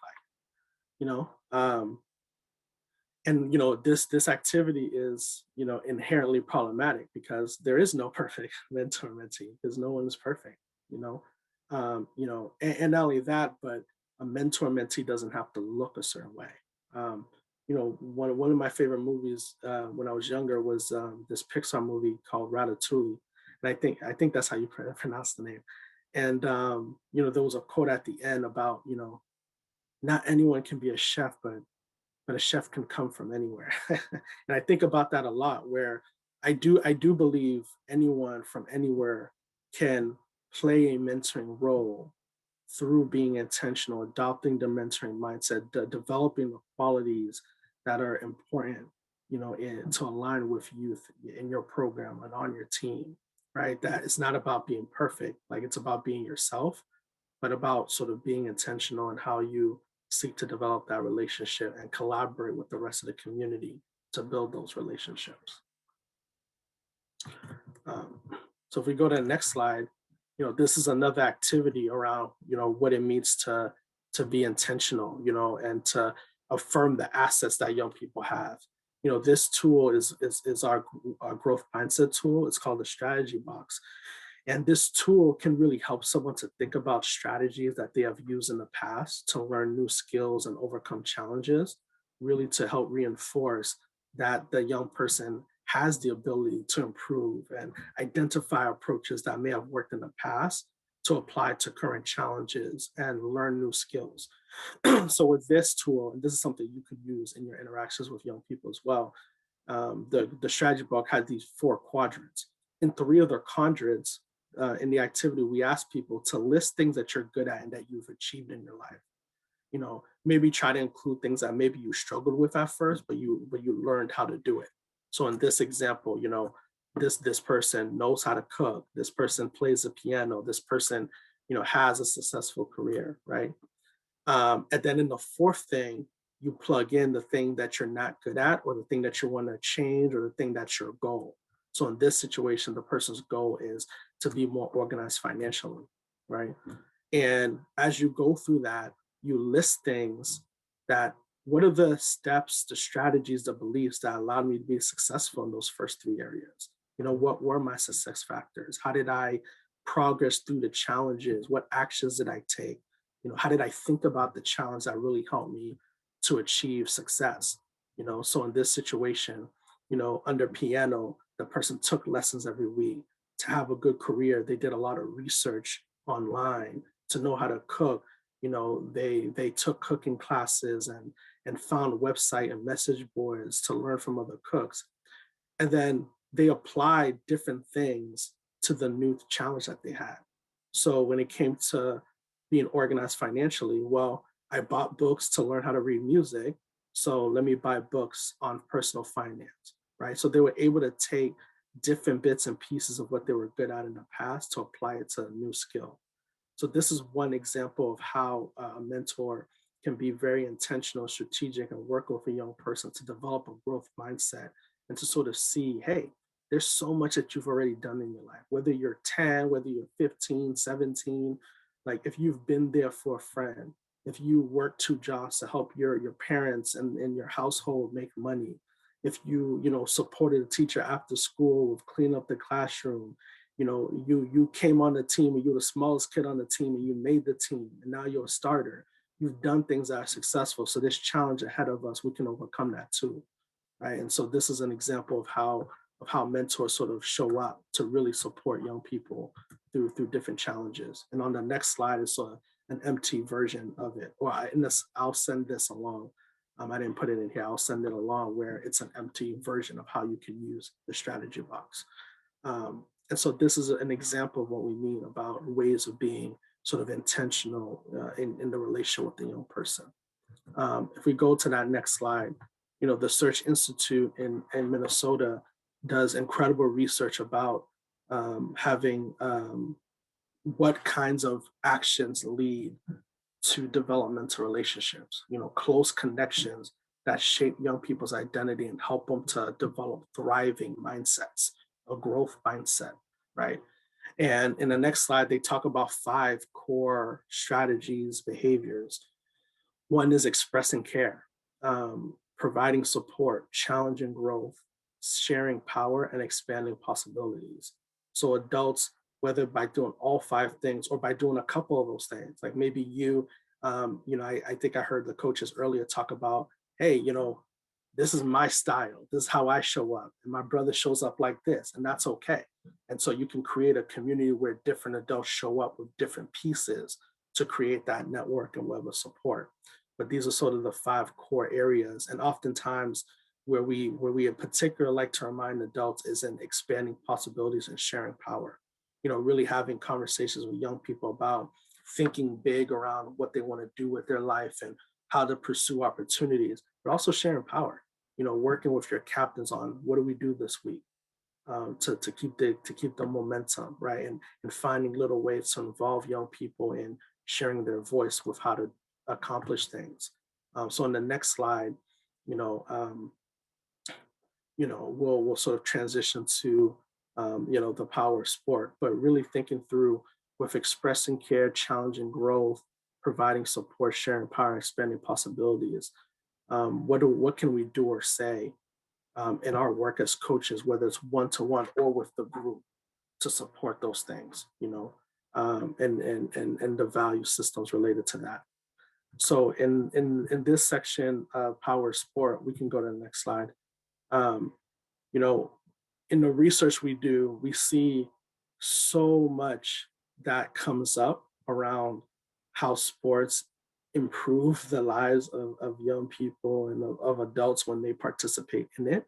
And so I'm curious with you as you're watching along, which of these outcomes was most important to you, that you learned from sport? Was it did sport best help you with mental health? Was it academic attainment?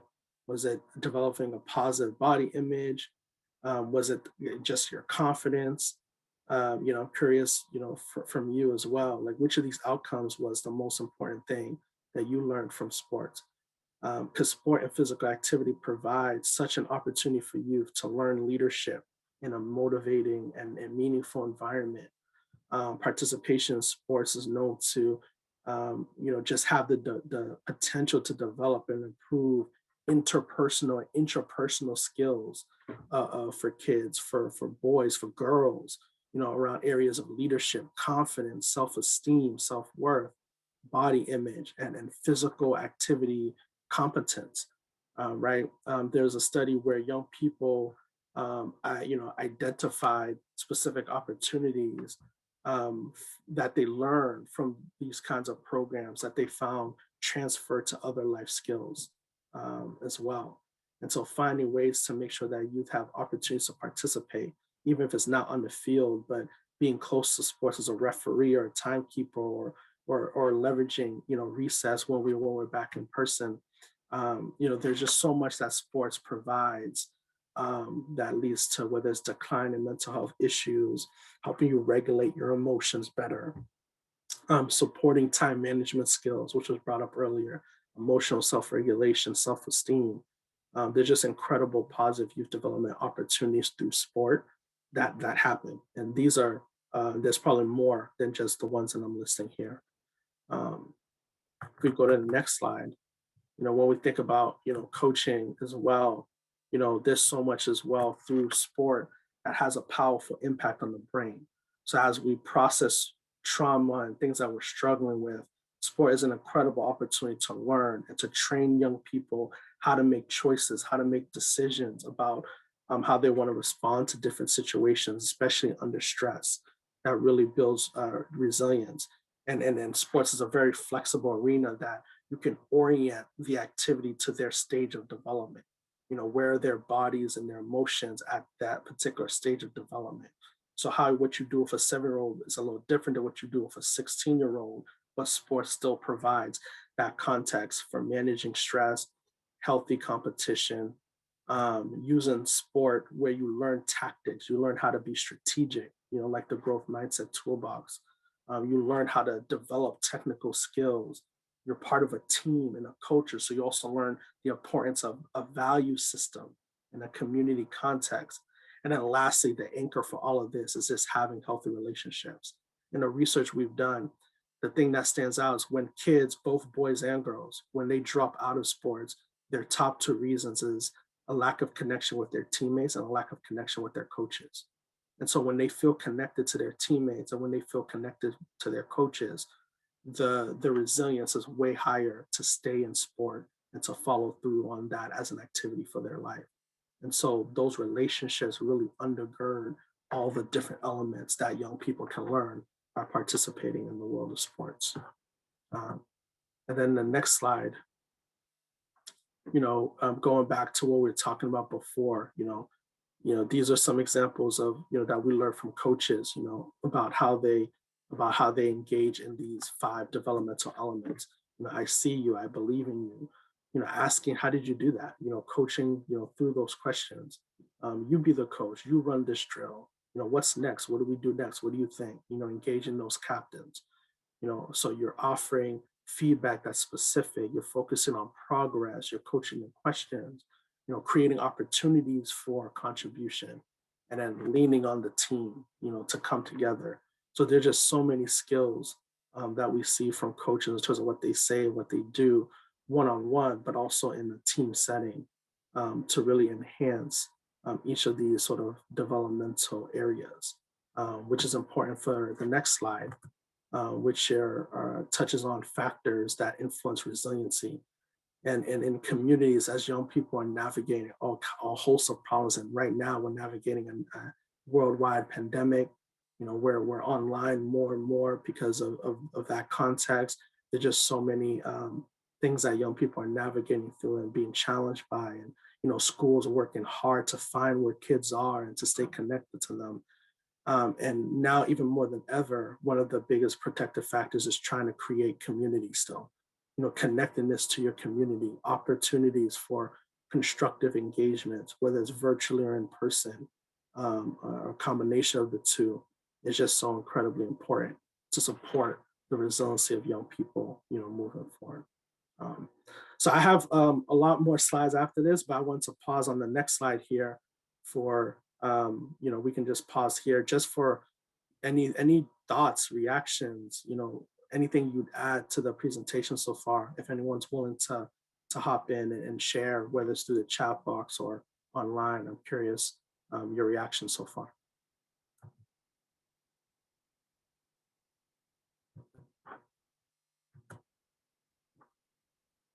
And am I on time? Am I on time? I don't want to take too much time, Jillian. If we need to move, we can pause here as well. So please let me know. You are fine. I know we started a little bit late, so feel free to take a little bit more time if you need to. Okay, awesome. All right.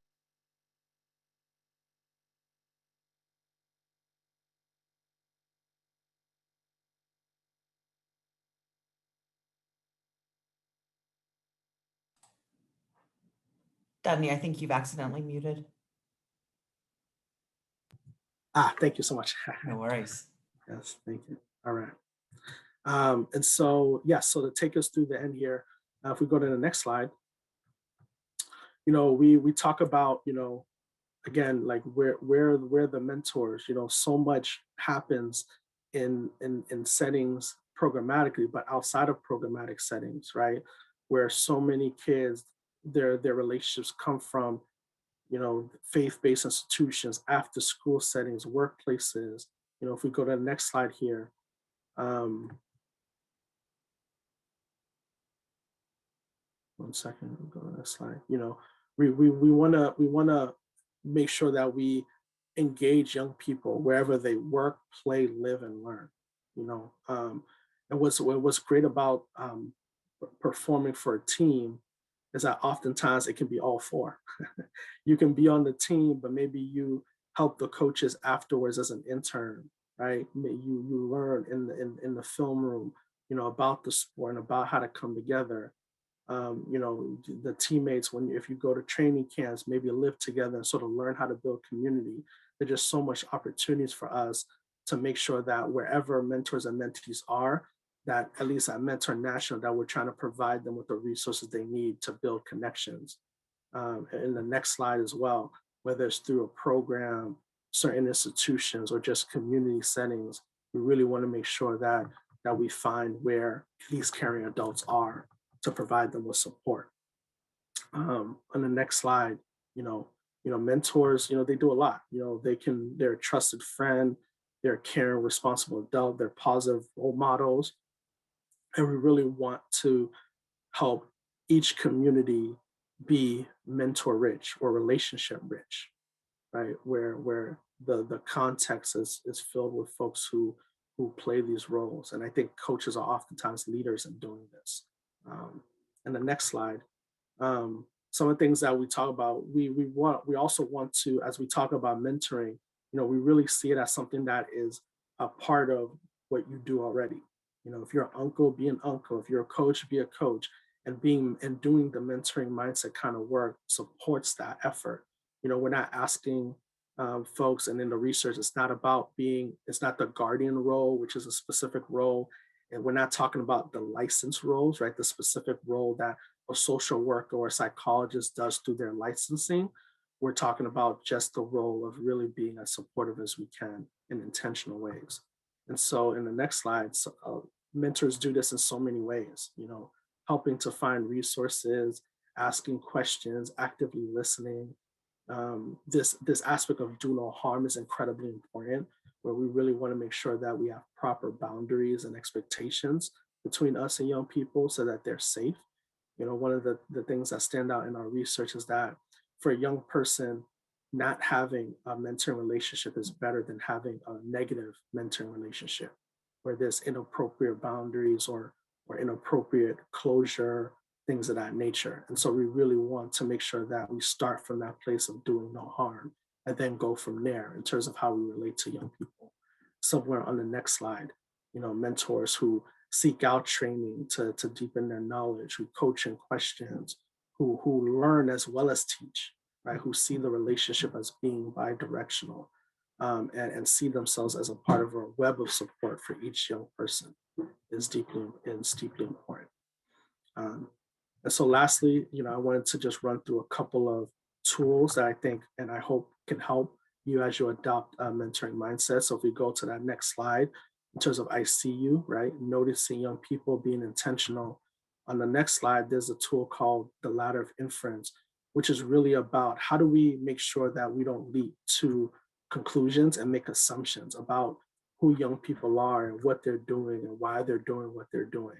How do we sort of make sure that we observe facts, and pace ourselves through the process versus seeing a young person perhaps be late and then jump to the conclusion that they're irresponsible. So let's, kick them off the team, but really learning like what happened, what was going on there, what was going on that day. One of the examples that we use in our workforce work was there was, a young adult at the time who was a good employee at his job, but he started being late and the supervisor fired the person. They learned from this training about the ladder of inference. And one of the ways that they used it was later on when a similar dynamic happened, instead of jumping to the conclusion of, oh, this person's irresponsible, they asked questions and they found out that the reason why the person started being late was there was a shift in his partner's schedule where he had to take care of the kid in the morning before he could come in. And so they were able to collaborate on a solution to change the schedule around, for example, for that young adult, who was early in his career, right? And so really being able to think through as kids are coming to us with all kinds of things that are happening at home, at school. Now we're in a virtual space. There are all kinds of issues that they might be dealing with in the background that we don't get to see. How do we make sure we slow down our process and really ask questions, observe, and slowly build connections so that we can take appropriate action to support them and to challenge them if needed, but to make sure we're supporting them through different things. And so on the next slide, asking ourselves, what assumptions am I making? Why do I think that? What does the data tell me? What am I missing here? To engage in the young person, can you tell me more? What information do I need to make the appropriate decision on how I might treat this situation? All of this helps, to really let the young person know that, hey, we're not here to make assumptions about your character, your integrity. We're just here to figure out where the issues are and how we can best be supportive of you. And on the next slide, in the concept of I got you, one of the things that coaches do so well is just coaching and questions. Like, what did you see there? What are you thinking? What would you do in this situation? A lot of the skills that you have in the film room, out on the field, coaching in those questions has such a powerful impact on the brain, really to help build that agency for the young person to think for themselves, right? So the support isn't always telling them the right answer, but helping them to learn those skills to process information, make choices, rely on their agency, learn from failure, which is incredibly important. So on the next slide, it's really the role of active listening, as we engage with a young person, open-ended questions, probing questions, clarifying and paraphrasing, and really trying to be attuned to where they're at that moment, summarizing what we hear from them. And then on the next slide, a couple questions that we can ask, what do you think? Why did you think that? How did you know this? What allowed you to execute in that way? There's so much that we'll learn about their assets and their skills when we ask these kinds of questions. And so having that sort of relational approach of learning, even as you're coaching, is incredibly powerful. And again, in the next slide, we talked about, supporting the goals and of the young person themselves, like what's their plan of action. And so in the next few slides, again, going back to what we covered, letting the young person know that as we progress through your goals, I'm going to show you that you matter to me. And these are some of the different characteristics that we can exemplify as adults as we're supporting young people, listening, being warm, encouraging, showing that we enjoy being with them, we want to see them every day is important. On the next slide, we're challenging growth. We're going to push you, right? We expect your best. We're going to make you stretch. We're going to hold you accountable. We're going to learn from failure, reflect on failure, and reflect on setbacks is incredibly important. On the next slide, we're providing support. I hope that wasn't too fast. We're gonna work on achieving tasks, navigating through different difficult situations. We're gonna build your confidence slowly. I love that. I think the phrase I heard earlier in the presentation, I apologize if I get it wrong, was to stand up, right? To that idea of really stand up. So how do I stand up for myself? How do I stand tall in the face of conflicts, in the face of difficulty? And as an adult, how do I make sure I stand up for them as well when they need it? Is incredibly important. On the next slide, with the sharing power, respect, inclusion, collaboration, having opportunities to lead, is incredibly important. And then lastly, the expanding possibilities, right? About how do I take all of this and apply it to the things that I care about?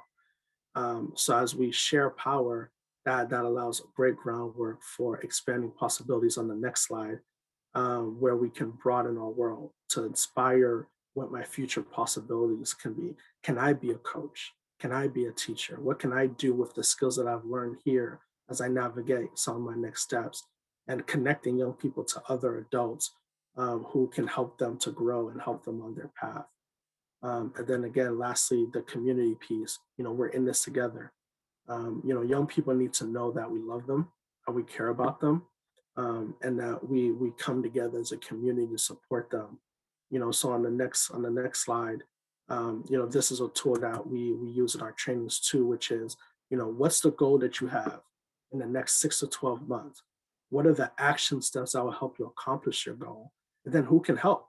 Maybe me as your coach can help you with 2 of them, but with these 3 other ones, we want to make sure that you have a support system to help you make progress towards those goals. So let's think, can a teacher help? Can someone else in the community help?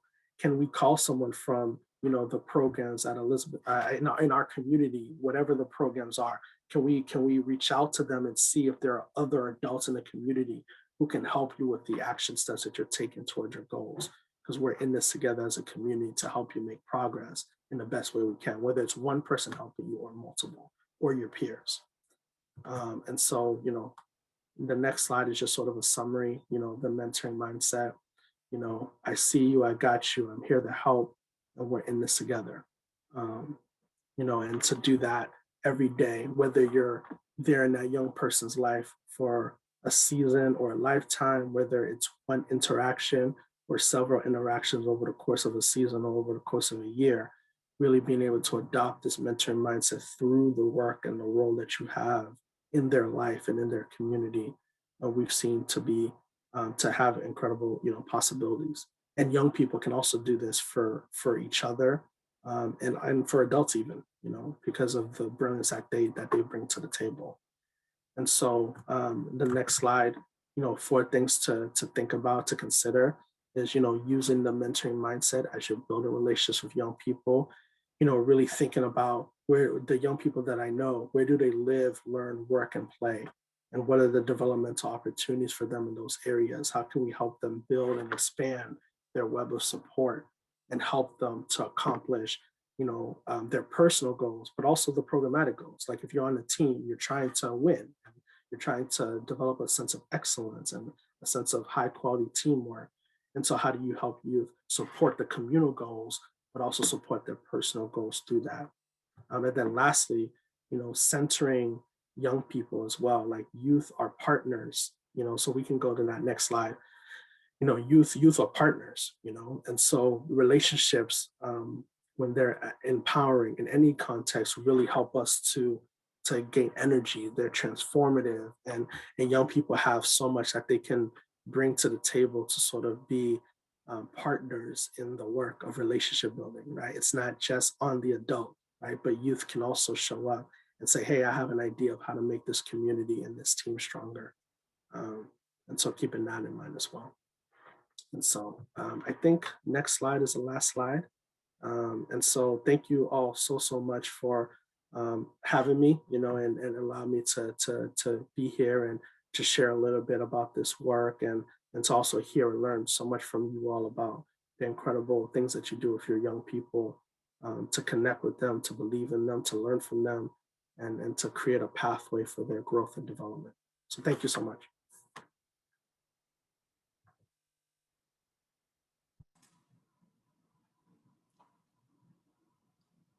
Dudney, thank you so much. On behalf of our partnership at NRPA with Mentor, we are extremely thankful to have you guide us in this work, and really thankful to be in this room full of inspiring coaches and mentors and leaders who, from the sounds of some of the chats we've been getting, feel very similar to what you have presented. So I dropped a couple links into the chat box that outline, or that will take you to some of our youth mentoring framework work, as well as our mentoring in parks and recreation work. And excuse me, and Dudney, folks can find out more about Mentor at mentoring.org, correct? Yes, yes, mentoring.org. I'll put that into the chat as well. You can find out more about our work through that website. You can also email me and the NRPA team as well. Jillian has all of our contact information, so we've been more than happy to continue to provide resources to support your work. Absolutely. And Jillian will be a great conduit to us should you need to get in touch with us. And I just want to, my final parting word is going to be that one thing that I really want to take away from this myself is, Dudney, when you said youth as partners, I do a lot of work in the area of participatory action research. And that's something I'm going to take with me today is youth are our partners in this. And if we can shift the power dynamic and let youth know that they are pivotal, they are the center of these mentoring opportunities. They are the center of what we are doing, letting them know that they are influential to us as well.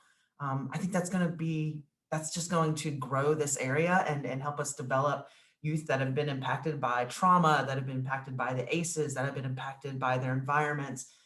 So thank you so much for sharing that. That's going to be my big takeaway today. Thank you all. Thank you all so much. I think we have Nate and Thomas on with us. So I will go ahead and turn it over to you all. Now, Jillian, I know that we had a break scheduled. Do we want to give everyone a break? I don't know how long we've been kind of going at it. Y'all tell me. Tiff is shaking the head very hard, yes. So I'm thinking you need a bit of a stretcher. And if you can, I mean, we can, our time's a little tight, but if we can take a little time at the end, we're good with giving a little bit of a break. Okay. Do y'all want to come back at maybe 11:25. Does that give everybody enough time? How about 11:30? All right. Let's give them 11:30. Give them a couple extra minutes there. Stretch and kind of get ready. And when we come back, we're going to push you. Turn on your cameras. Come engage with us. If not, you're going to fall asleep because it's going to be really boring. So we're going to really encourage you to get ready to come back and engage with us. So we'll give you like an 11-minute break and then we'll come back. Sweet.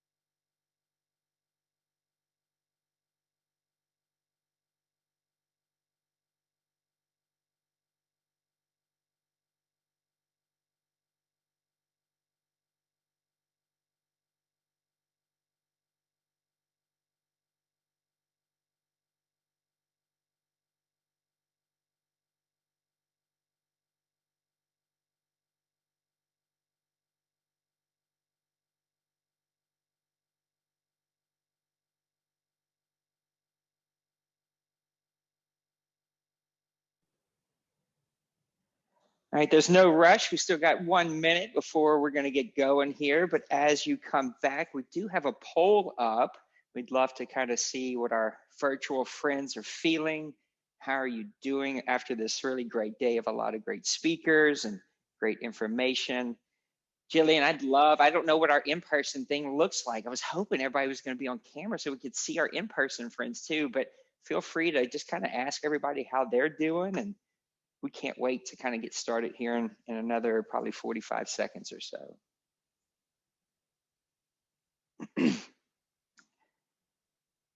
We also strongly encourage you to feel free to be on camera if you're in a place that you could do that.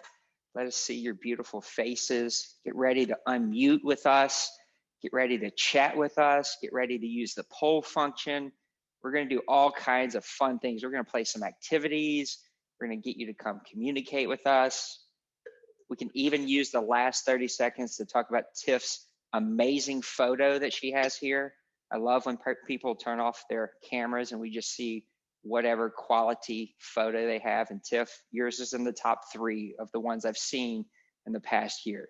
I don't know what you were doing there or what's in that coconut, but it looks like a really fun time.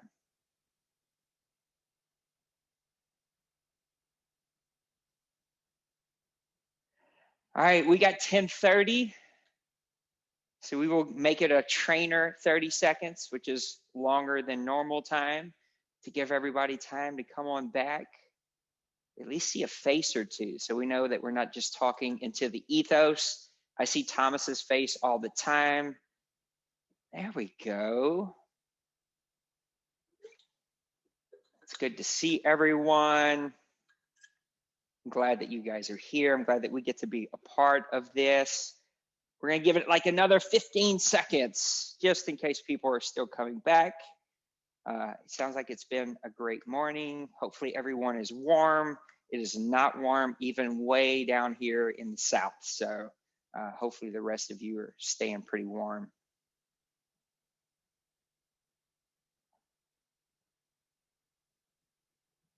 All right, looks like we got 5 of 11. I'd love to see if we can get, what do we have? We have 12 people virtually. Well, 2 of them are us. So maybe if we could get 1 or 2 more votes, that would be amazing. How am I feeling today? Sorry about that. I was a little late. No, it's all good.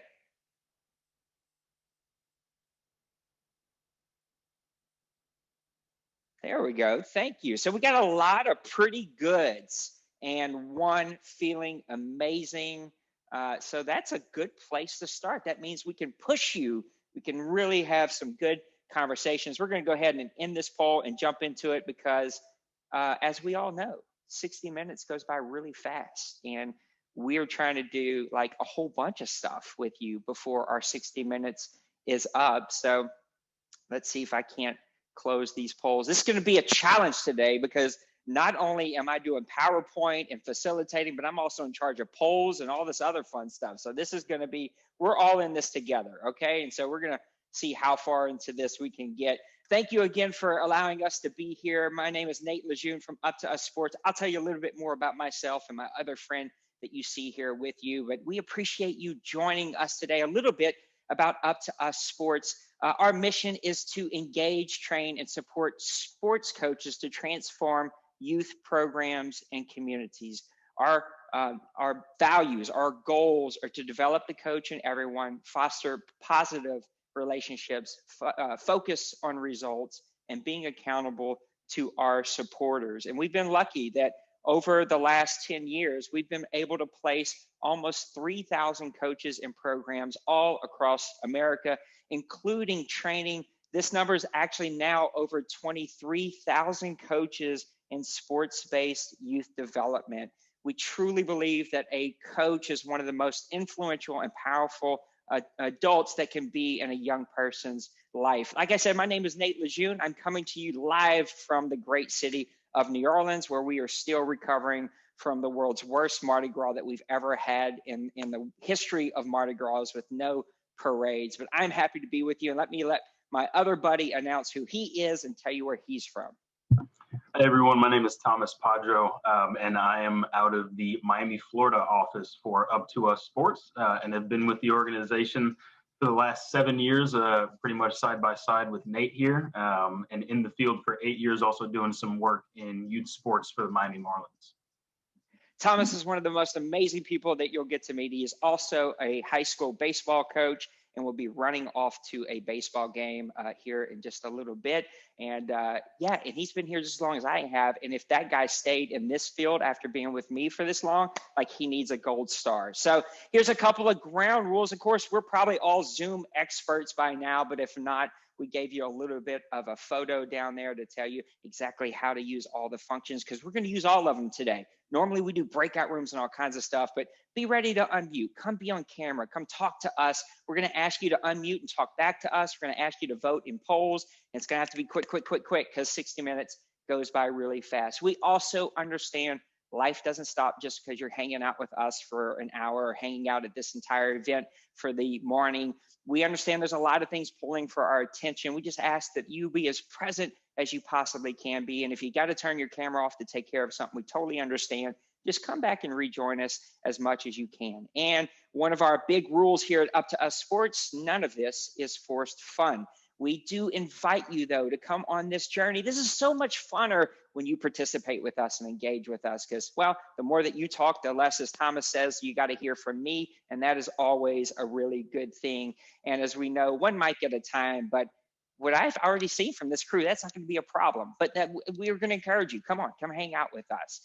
Let's take just a moment to frame this session that we're going to be doing over the next hour, because we are going to kind of build off of Dudney. I already did like a lot of our material. I was like, why are we here? We can just go exit stage left and say whatever he said. We're saying it part two. But we're going to build off of what he kind of presented with us, and we're going to go a little scientific. And we know that that's not always super engaging, but it's okay. We've kind of put in some polls and some other, like, unmute and share with us to make it as engaging as we can.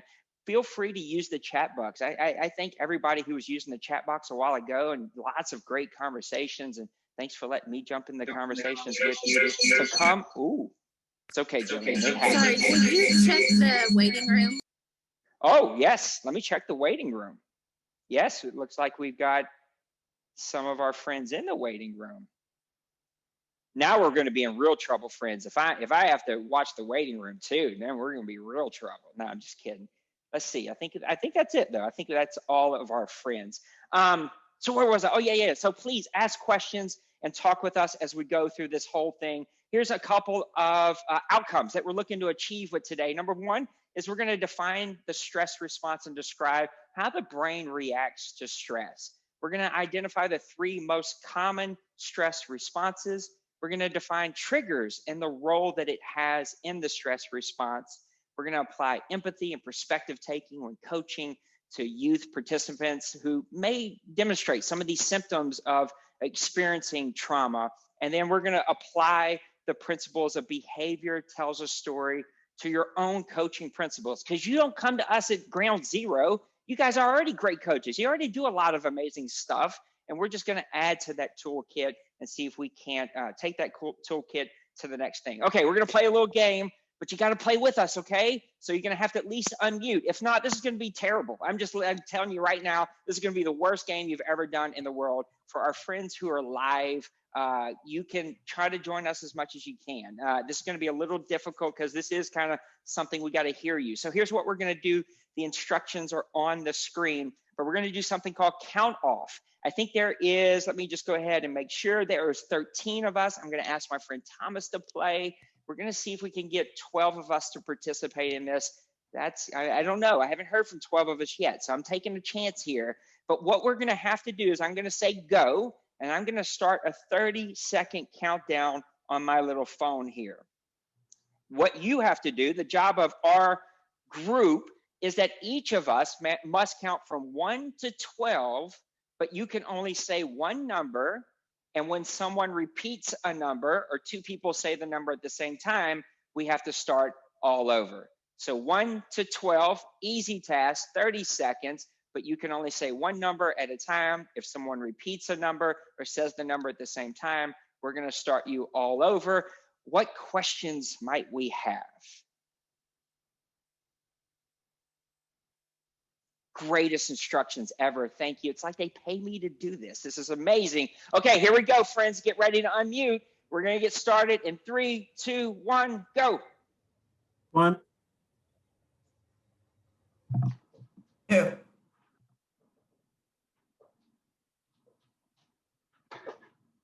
3, 3. Oh. 1, All right, let's start over. 2. Here we go. 2. 3. Wait. 3, 2, 1, go.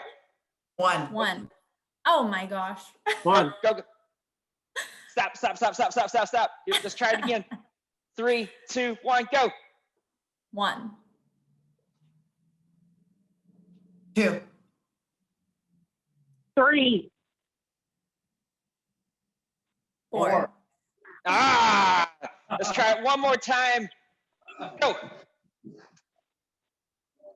1. 2, I believe that we can do it. We're going to give you one more shot at this here in 3, 2, 1, go. 1. Oh, we couldn't even get past one on that one. That one went so fast. I'm going to give you another one. Here we go in 3, 2, 1, go. 1, 2, 3, 4, 5, 6, 7, 9, 10,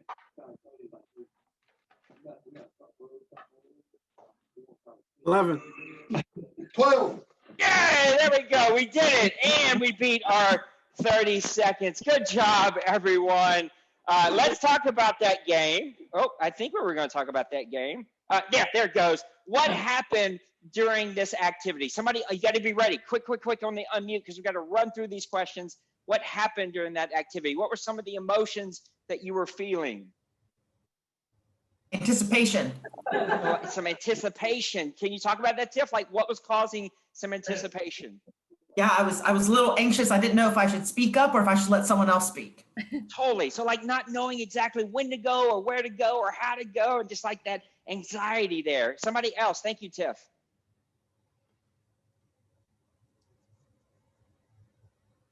Uh-oh, there it is, Thomas. The quietness. Dudley in the chat put a heightened sense of awareness. Also, like just being aware of like, like I gotta listen. I gotta know what's going on here. What else?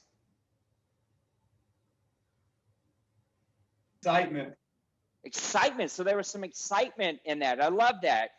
When you were feeling, Tiff, especially for you and anyone else, I see somebody popped up in the waiting room. I got it this time, though. Here we go. When you were anxious and kind of thinking about some of the things that you were going through, do you think that you were like at your optimal best? No, not in the first round or two. No, right? Like we probably weren't our very best stuff. When we played this game in person, I heard some of it here, but here we can mute ourselves. But we heard some, yeah, right? We get some like, why? You knew that was my number. Like, why are you doing this, right? Like we start talking a little rougher to people. Tiff, let me ask you this. What were you thinking when you when you felt some of those emotions of like anxiety and like not knowing when to go or where to go? One of the things I felt was trust that my team is going to step in. Totally. What do you think you were thinking though? Make it happen. Make it happen, right? A lot of us, when we were feeling some of those like, oh, I can't believe, like, we said go and two people said one. It was like, oh, really? Like we couldn't even get past one. The truth is we weren't thinking. We were just reacting. We were just responding in that moment. We can equate what happened in this game to what happens when stress gets the best of us, right? We have this unconscious reaction that happens in our lives. And this is critical. It's fundamental to what we're going to be talking about today, that there's this biological reaction that happens when we have a stress response. It is at the heart of the understanding of the symptoms and behavior that many of the young people that we work with are experiencing. So let's talk a little bit about parts of the brain. This kind of went crazy on me. My apologies. Don't know why it did that. Let's go. The brain developed from back to front. And so in the very front of our brain, we have a very crucial piece. This is the part of the brain that makes you, you. You do all of your rational thinking. It's good to see some of our live friends too. I see you live friends. This is the part that makes you, you. It's called the prefrontal cortex. And this is the part of our brain that we do all of our rational thinking. It is large, it is in charge. We also can identify this as the watermelon, just because of the way it looks and it's at the front of our brain. But this is what makes you different from your puppy and every other animal that you've met, right? This is what makes you unique. And the very next part of the brain that we want to talk about today is kind of in the middle, and it has a primal function. It's called the amygdala, which is a Greek word. Anybody know what that Greek word means? Somebody blow me away. Tell me what that Greek word amygdala means. No, I feel lonely right now. Thomas, I thought you were going to jump in. It means almond because it's like small and it's kind of in the middle of our brain. It has a primal function, and the function of that portion of our brain is to look for threats, to look for stressors, and to respond with our body. It's the part of our brain that starts to send blood to our extremities and get blood to the areas of our body to do and respond in one of those stress responses that we know that we all have, right? And these are the parts of the brain that we need to know about. I also want to give you some other ways that you can identify with these portions of the brain. That prefrontal cortex, also called the watermelon, can be described as a thermostat. Somebody tell me, unmute really quick, tell me, what does a thermostat do?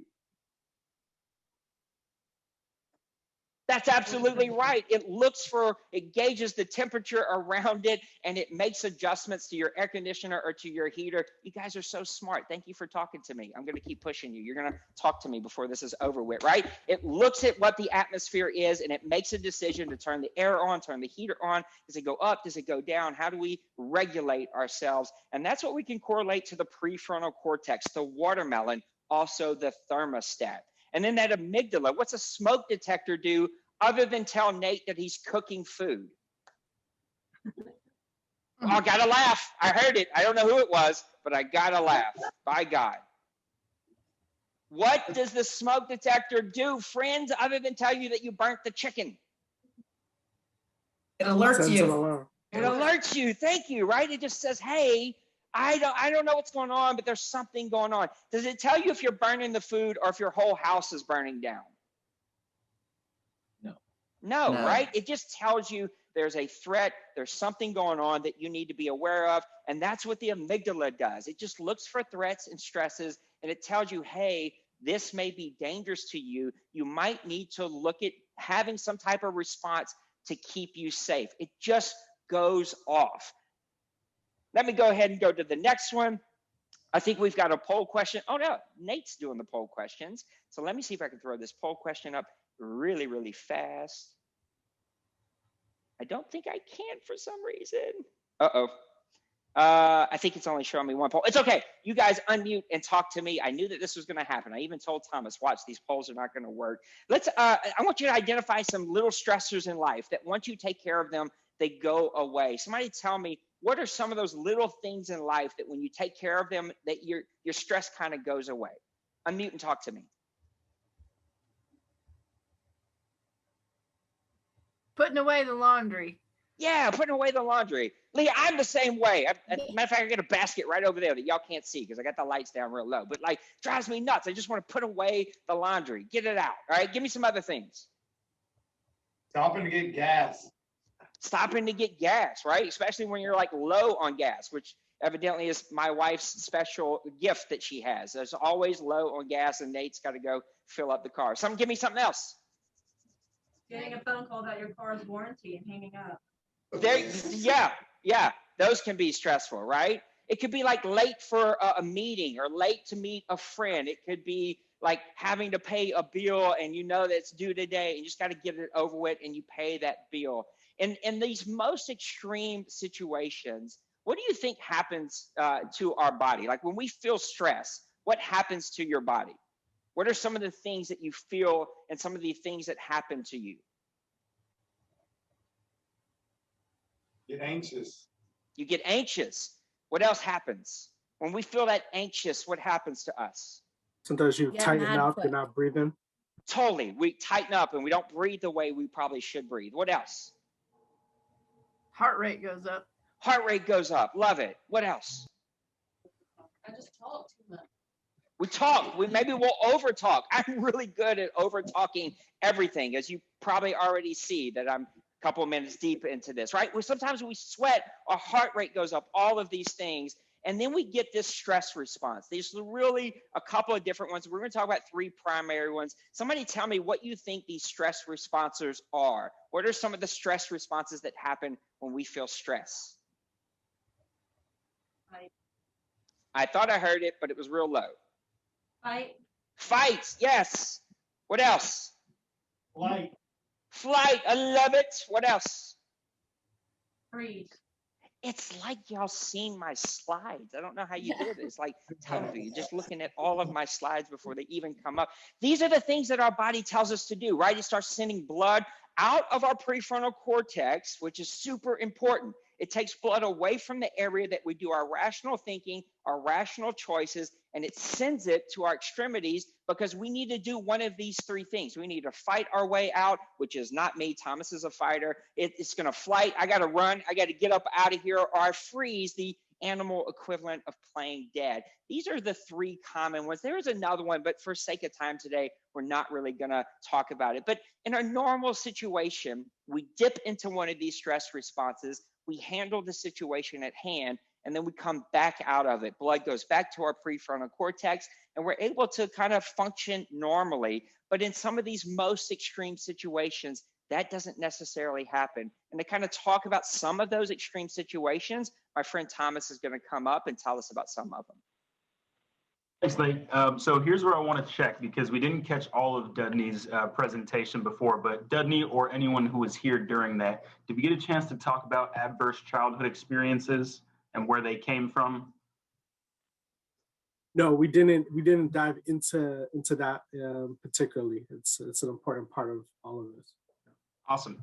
Then we're going to jump into that a little bit right here. So you may have heard some of the same stuff from Dudney's presentation or any other presentations that you may have heard. But what Nate said, we can usually dip into these responses, fight, flight, and freeze, and then get out of it when we are at a place where we feel safe.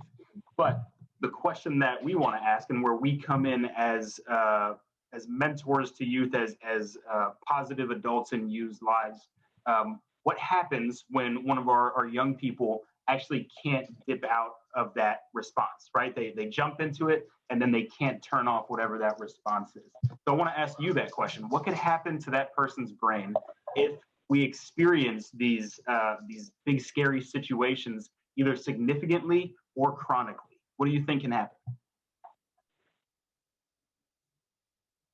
Brain development. And a little bit louder. Brain development. Yeah, what about it? What about brain development? Talk that one out. The connections aren't made as well because of the toxic stress that they go through. Yeah, so we just may not be able to continue learning the things we want to learn because of these experiences, right? Because we're sort of stuck in this mode. Definitely. So there's a ton of questions that, or a ton of answers that would work right here, but we do know that when these scary situations come up, the longer the experience or the worse the experience, the more significant the impact, the more significantly we can't continue to learn the things we want to learn, and we sort of take these hits. So we want to make sure we're on the same page with the word or the phrase toxic stress, and that really ties in our ACEs study. So if you don't know, the Adverse Childhood Experience study came from the early 1990s. Insurance company in Southern California did a study, and they wanted to find out what happens when we experience these adverse childhood experiences and how does that play out in life. And there were two different buckets that they looked into. This idea of personal ACEs, which is physical abuse, verbal abuse, physical neglect, emotional neglect, all things that happen to that person directly. And then the idea of family or community ACEs. So things that don't necessarily happen directly to you, but are happening to people caring for you, people who are very important in your life. So mental illness, a family member who's in jail, domestic violence happening in the house. We looked at all sorts of these things to try and really figure out what happens in life. And before we go a little bit further, this was done, like I said, in the 1990s, right? So as the years progressed, the ACEs study has continued to evolve itself. And today, that list includes things like racism, sexism, homophobia, along with homelessness and food insecurity, and all the different branching areas that come out from that. So this ACE study, although done in the 90s, and we know that things are different now just as time passes, the ACEs study has evolved to count for all these things. So what they noticed when doing this research and doing this study is that in any situation, when one of these adverse childhood experiences are present, the amygdala actually takes over the brain, right? That part of the brain that we want to be in, that Nate was talking about, the prefrontal cortex, actually shuts down. And it shuts down because the amygdala, the fight, flight, or freeze response, is just grabbing a hold of every bit of control of the brain. And we're only responding in those moments. And this is very important for us to talk about because, like we said, significantly or chronically, and especially with young people who don't have the skills to really get out of these responses in a healthy way, it's important that we know what these things look like and what's going on for our kids. So we want to throw up a brain scan, which I think you might have saw a quick flash of right here on the next slide, just to make sure that we're all on the same page, that this isn't sort of fuzzy brain science, that the study or the research is very base level, but this is actual science, actual thing that's going on inside people's brains. So on the left side, you see what is a healthy brain. I think actually if we click over, do the titles come up there? Perfect. So we got the healthy brain on the left side. You see the top part of that brain is the front part of the brain. So the frontal lobe, the prefrontal cortex, the part that we want to be in that makes us us, right? But then on the right side, you have a brain that has some results from toxic stress. So we notice that definitely a lot less red and orange happening in the front part of our brain where we want to be. And then there's a little bit of a stronger concentration more towards the back, which is where that amygdala sits, right? So when we experience toxic stress, we have less control over our rational thought and good decision making. And what tends to happen is our amygdala takes over. So this is very important for us. And we want to put a poll up here right now, Nate. Can you, that's not going to come up. Does the question come up right here? I think it does. Perfect. So let's think about this a little bit. What are some clues? If we know that this is what's happening in our kids' brains, or in our brains even, when that smoke detector takes over, what are some clues that will tell us a kid is responding out of their amygdala, that a kid is responding out of that smoke detector, fight, flight, and freeze? What are some things that we can see in here?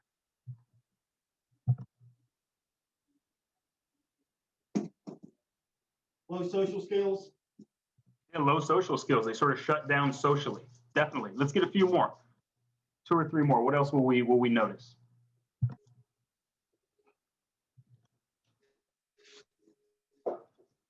Aggression, like, yeah, definitely, right? Going back to that fight part, aggression, just aggression, whether it's actual physical aggression or speaking aggressively to somebody, definitely. Nate, we can throw these up there and then start to get a little bit more if people think of them. Depression. Yeah, depression. Yeah, we might see some depression. Some again, more of, I guess, the shutting down, but now not really the socially, and a little bit more of what's going on mentally and emotionally. Ooh. I got a freeze on the screen, but if that's up, give me a thumbs up if we're just on pace. It's up. Perfect. All right, so we get all of these, right? These shutting down, violent outbursts, dysregulation, all of these things that we call behaviors, right? Things that we can see and we can hear, and in the clinical world are called symptoms.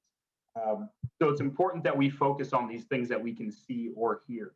And what tends to come with these behaviors are triggers. So this is a word that I'm sure we've heard a lot of, but a trigger is going to be that thing that's like a light switch. And I think we actually have that image up there.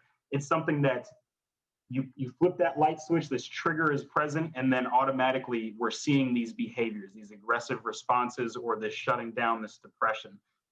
And the trigger is going to set off the amygdala. And it's so important for us because we know that kids need time to work on the skills of being able to deal with these responses. And if we're able to see these triggers coming from a mile away, we're able to set kids up in a better situation. We're able to at times even avoid these triggers altogether so that we can help these kids stay in a healthier place in their brain, so that we can learn the things that we want to learn in our program. And this is so important for us. One of the most important things that we talk about in all of our training that we do, is that in this moment, when a child is suffering from trauma and they're having this amygdala response, it's the absolute best that they can do in that moment. The absolute best that they can give us at that time. And sometimes I know we think a kid usually will show up to our program and it's like, they just wanted to ruin our day today, right? They just wanted to come here and disrupt things today. But what they're doing is actually the best thing that they can do. And sometimes, yes, it is at that level. I think there's another question on one of these slides. So the question that we're going to put up right here is, what is happening for a kid when they're in this kind of state? What are they rationally thinking? And this is a callback to a question that Nate has already asked today. But when a kid is fighting, running away, freezing, having this amygdala response, what are they rationally thinking? Somebody unmute and share.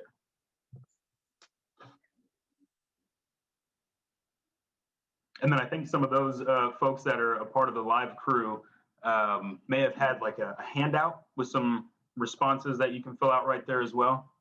But share with me, what are we thinking?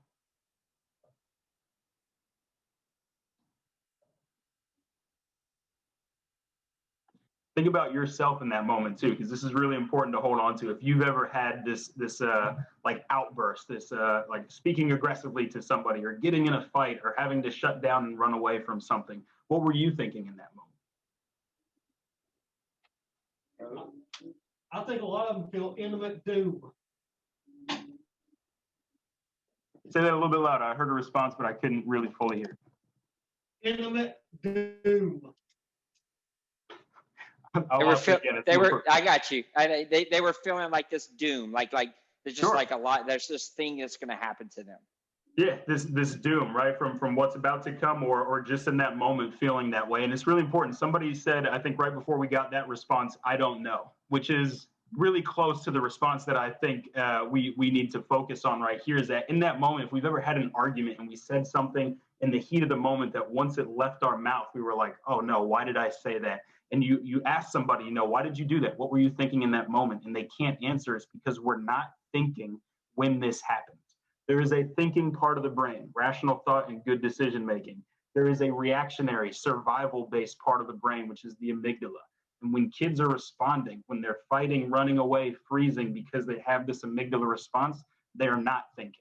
They're just trying to do whatever it takes to survive. And it's all based upon our past experience. So however they survived somebody yelling at them in that moment, if it's fighting, then that's how they're going to respond again, because their brain has taken that in and they know now that the survival response is going to help me get out of this situation.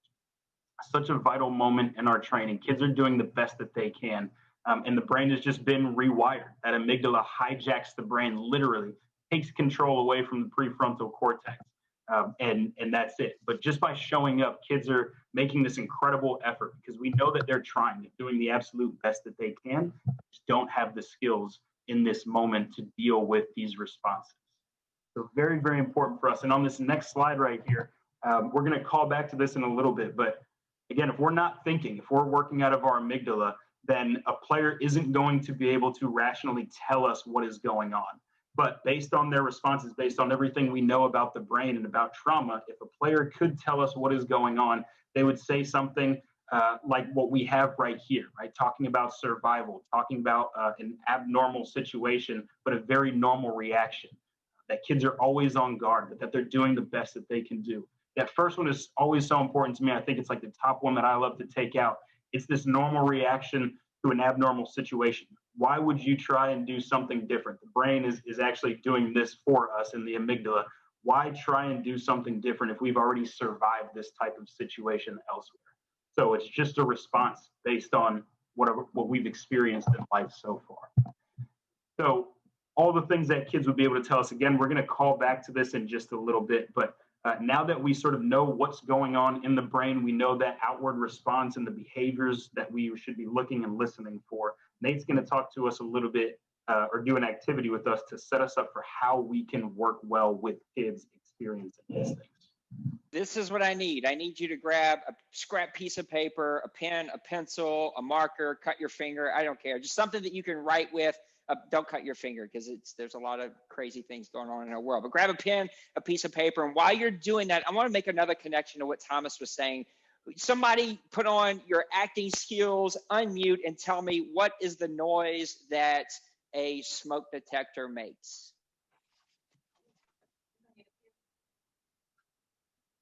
Come on, I see you want to. I see Leah really wants to So do this. like, Yes! Right? It's just like going off. Imagine that is what you hear when you're sitting in your program, because kids who are actively suffering from trauma, that is all that their brain hears. They even have scientific proof that the resting, and this is important, the resting heart rate of kids actively suffering from trauma is the same as running a marathon, as their resting heart rate.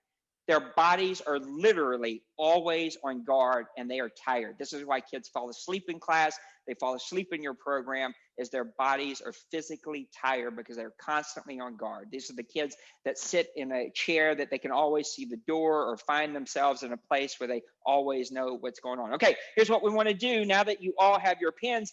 I want to get your autograph. So what I want you to do is I want you to sign your name on that piece of paper, just like you were signing an autograph. Just sign it regularly. I want to see this beautiful handwriting. I'm not going to lie, coaches have the worst handwriting. It's right below doctors.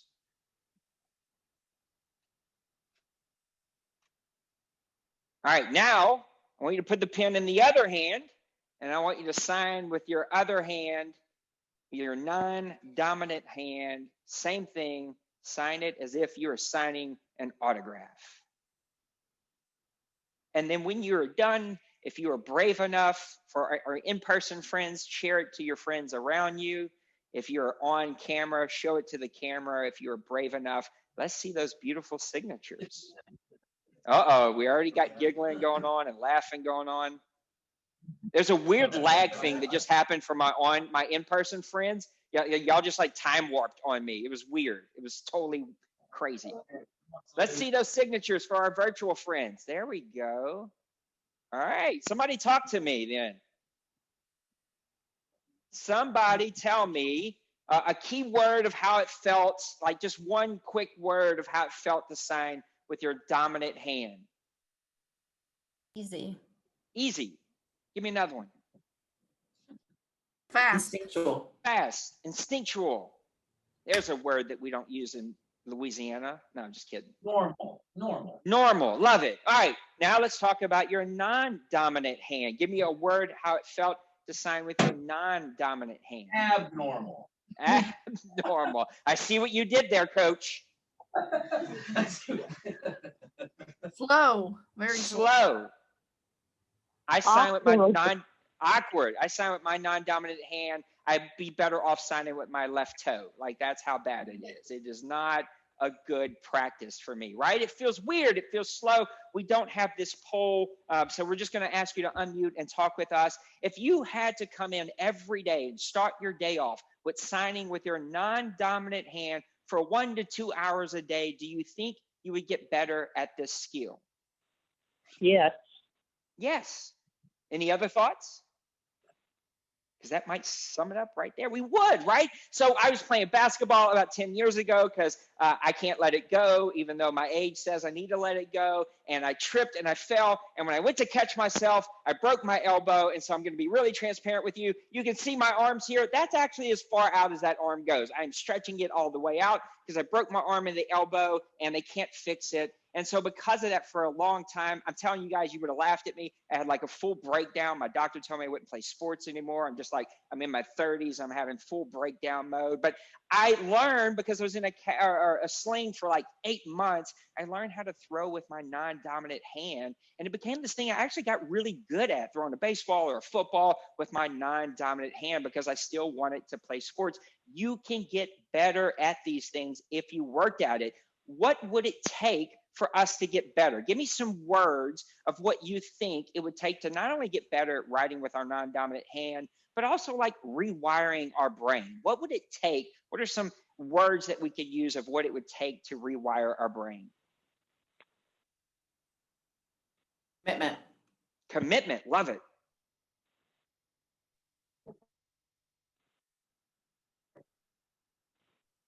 We're thinking. Patience. Patience. Love it. Yes. Give me some more. Give me one more. And then I'll shut up. Positive attitude. Love it. Like just having a positive attitude, like I can do this. I got this in me. It's so important, right? Here's some more practice, time, repetition, that support, that like positivity, right? Skill building, and just like being physically active. And this is the one we're really going to talk about here for a little bit. Being physically active is so important. This is why sports is such an important place that kids can learn skills, and to talk about the importance of being active and how it actually helps rewire our brain. Thomas is going to come back up. Awesome. So we know, and we've heard a lot for the past few decades, I think now, that physical activity can help us be better learners. We're not going to dive into that part, but we also know that physical activity helps us build different pathways and strengthens our hippocampus, the part of our brain where we retain information, right? Which is very, very helpful in learning, especially with young students. So what we now want to talk about is the part of our brain that's going to help us with that stress and that toxic stress that we talked about before. And that part is the amygdala. Physical activity actually helps build pathways so that we sort of go around our amygdala in times where our amygdala would be hijacking our brain. So let's talk about that based on a study with rats. All right, and so we have some rat friends right here. And rats actually are used a lot in studies when we look at the brain in different parts of the body, because they are very similar, of course, not identical to the human makeup, but very similar in their responses. And what we know about rats is that rats love exercise. They actually run up to 2.5 miles overnight in labs where they're kept. And so in this study, they looked at 2 different large groups of rats. The first group of rats they put in this big enclosed area where they had a whole bunch of space to move around in, that they had a whole bunch of these wheels that you see in the bottom right of this screen, and the wheels were unlocked, so they were able to get on there and basically get all their running in. And then they put the other half of the rats in a little bit of a smaller enclosure, and there were wheels in there, but all the wheels in that cage were locked, right? So they couldn't get all that running that we know rats love to do. And they kept them in there and kept everything else the same. The room temperature, how much they ate, what they ate, how much water they had access to, everything was the same except for how much physical activity they can get. And then they decided to test how this affects the rats when stress is introduced. So what they did was they took this first group of rats, and I think if you click one more time, this is going to tell me the group of rats that did not have the physical activity. So they took that group of rats and they put them into a little tank enclosed area with very cold water, right? And underneath the surface of this water, it wasn't too deep, but underneath eventually they can find this little path, this little ramp that would take them up out of the cold water and into some dry space. And so they dropped the rats into this giant tank or container. And what do you think happened? What do you think happened to this group of rats?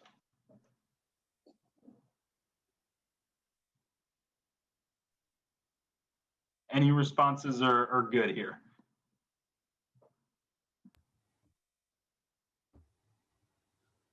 They didn't drown, but they almost drowned. All right, so they struggled a little bit. What we saw from the rats that got dropped into the tank is that they struggled to find that ramp. They just moved around frantically and had a very hard time. So they didn't let any of the rats drown right there. They eventually, if they saw one struggling, they took it out. Some of them, a very few amount, found it, but what they saw is that the rats very much panicked, that they were hijacked in this moment. I think that's the next piece of this slide that's coming up, right? Their amygdala hijacked their brain. They were not able to rationally think, how do I get out of this situation? It was just full on fight, flight, and freeze, right? And then they took the second group of rats, and this is the group of rats that had their wheels unlocked and were able to get 2.5+ miles of physical activity every single night and every single day. And they added them to the cold water tank. And now in this situation, they saw something very different. So when they put them in the tank, these rats had a much less difficult time finding that ramp. They looked a little bit more under control. A larger number of the rats found their way out. They did have to save a few of them. But what they saw after they concluded this study, sadly, they had to look at these little rats' brains, is that these rats who had a ton of physical fitness, their brains released chemicals when they were introduced to that stress, that very cold water. And it released chemicals that stopped the amygdala from hijacking the brain. they were able to stay in their prefrontal cortex a little bit longer, which allowed them to find that ramp and get up to dry and warm space. The only difference was that they had more physical activity and more opportunity for physical activity than the other group of rats, which is amazing for us, right? Because we are folks who do a ton of physical activity when it comes to sports.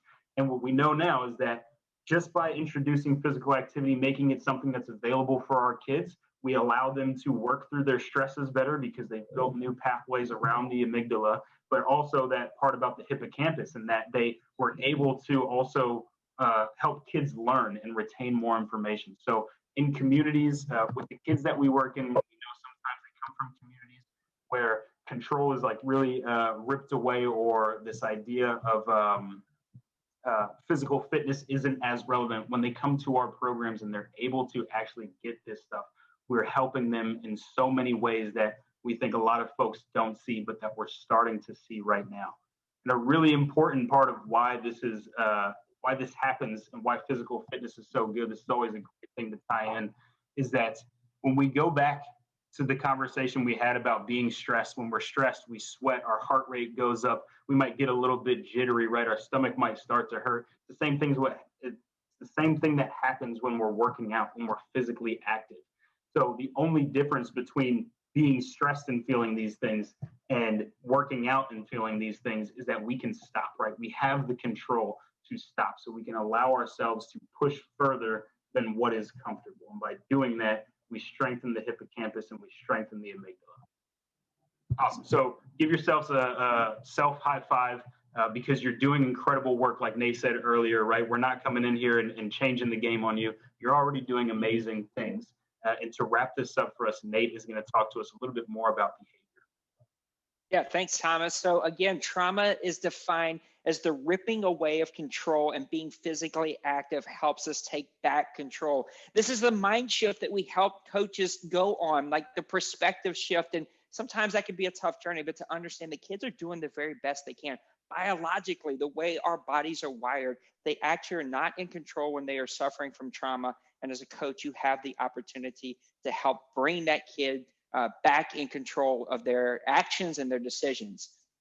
This next part, we got to go through really fast, but it's so important. And this is why I wish we were in person, because we could have so many great discussions, because sometimes this can be a tough journey for some coaches to go on. But I believe in this group, and I believe that's why you're here today, because you're part of that paradigm shift that's happening in the coaching world about how we look at kids' behavior. But kids often don't show up to our program and hand us a case file with everything that's going on in their lives. Some programs do, but most programs do not. You just have to know and be a good listener, be a good looker about what's going on around you to pick up on the different things that are going on, because we understand that even though they don't hand us a case file, it's our job to really look at their actions and pick up on little things that are going on. It's also not our job. We're not full-time counselors. We don't have these like specialized things that kids sometimes need. So it's not our job to push them to talk before they're ready. It is my job to build a safe space, build really close relationships, and be a really great watcher of behavior. Because if I can really pick up on behavior will always tell a story, which is, I think, our next one here. It's a good job for a coach to really look for behavior and become a master behavior watcher, because that behavior will tell us the story that we can pick up on very soon. I went to a trauma conference several years ago, and I was listening to a lady give a speech about how she used physical therapy to help people reconnect with their bodies and heal themselves from trauma. It was just like really fascinating stuff. And she made a statement that changed the way I looked at behavior forever. And she said, often we meet people that we know or have suffered through a traumatic event, and we push them to tell us their story. And when we do that, we actually make them relive that traumatic experience, re-traumatizing them and re-triggering them. It's just our job to know that there is a story. And when you know that there is a story, you don't need the details of that story, but you can be more patient and understanding and create a healing-centered approach in your program to help kids heal from that trauma. When kids show up, to our program, often the story that they say about themselves is like, this is who I am and I can't change. I've been labeled by other kids, other adults in my life as the kid who fights, as the kid who cusses, as the kid who's bad. And I've got these labels and I cannot change. And it's my job to help them change that story. There are no bad kids, full stop. There's just behavior that we can learn skills to change. And it's my job to help kids rewrite that story about themselves. And using our sport and physical activity can be a great way to do that. We understand that the same player can show up to my program and actually be operating in two different areas depending on the day. Good stress, I can harness that for competition, to learn skills. These are the good things that happen in our lives. Stress itself is not good or bad. There's an amazing book out there called The Good Side of Stress. Go read it. It's an amazing book that will change the way that you view stress. Stress by itself is not good or bad. And I got to hurry up. I see people yawning. I'm putting people to sleep already. I promise we're going to land this plane here in just like a couple of minutes. But stress is not good or bad by itself. It just is. And how we respond to stress because of our past life experiences determine if it's good stress that I can harness to learn new skills or for competition, or is it bad stress that overfloods my system and causes me to maybe have unhealthy behavior or make unhealthy decisions. And depending on where my kid shows up will tell me what brain that they're operating in. Are they in their watermelon? Are they in their thermostat? Or in their prefrontal cortex? We can harness this good stress to learn new skills. Are they in their almond? You've seen us today ask for you to do a check-in poll. The reason we do that is so that we know where people are. Because if you were to all put 2s and 3s, then maybe we can't push you, and maybe we got to come up with a different approach because you're not in an area, a space in your mind to learn brand new skills. And knowing that about your team, knowing that about your players is so important so that you can understand exactly how you can push them and where you can push them. In the end, unmute and talk to me. Why is it so important that as coaches, we talk about and understand the role of behavior? Somebody come talk to me.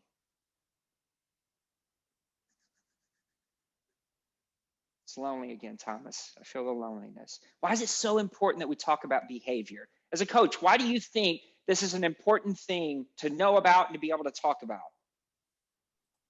Because it determines their destiny. Behavior determines outcome.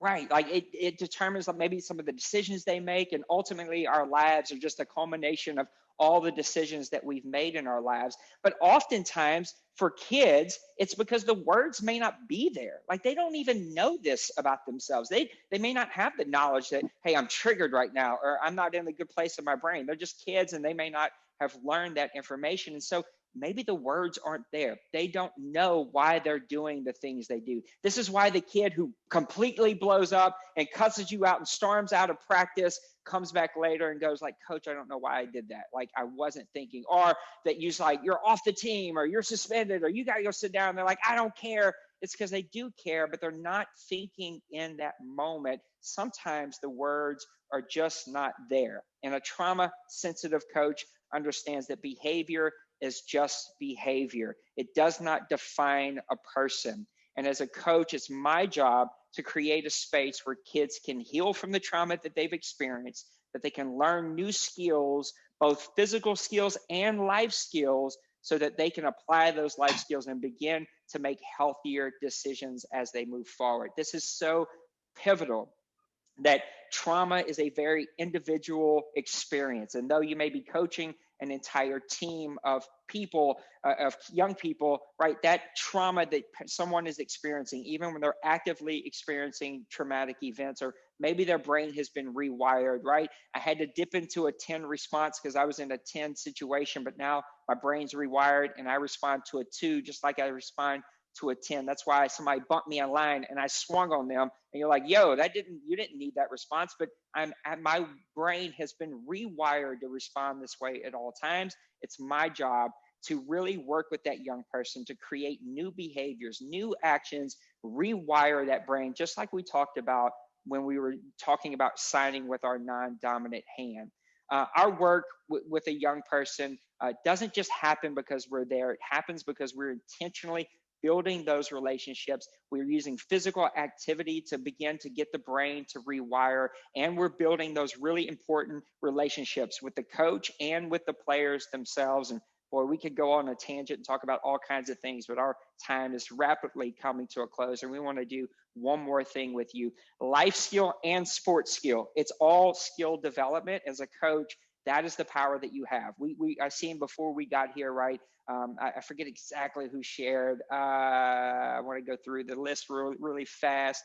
I want to say it might have been Teresa. I might have that wrong, but somebody was just talking about like the weightiness of a coach, the weightiness of what you have to carry. I think I do have that wrong, but there was a bunch of us kind of talking in that chat. But like, it is weighty because it is so important. You are doing, in my opinion, we are doing as coaches the hardest work in our cities. Yes, first responders and policemen and all of that stuff is super important, but you guys are doing some of the most important work, some of the hardest work out there. And that's why taking care of yourself, putting your mask on first is always important. And understanding the power of behavior, being able to intentionally create opportunities for kids to heal from that will really, really help. And that's where we come in with even future trainings that we can possibly do with you guys to help talk about some very specific techniques. So Thomas is going to wrap us up for today as we do some reflecting.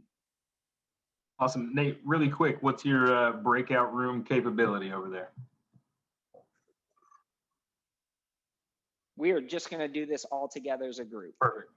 All right, so one thing that we love to do that we talk about and we try and make a tradition here in all of our trainings at Up to Us Sports is that we want to give folks time to reflect on what we talked about, because we know it was a lot of information, a lot of talking, and we want us to be able to take away at least one thing that we would do differently after getting all the information and sharing all the things that we did today. So we'll open up the space for about the next 3 minutes or so.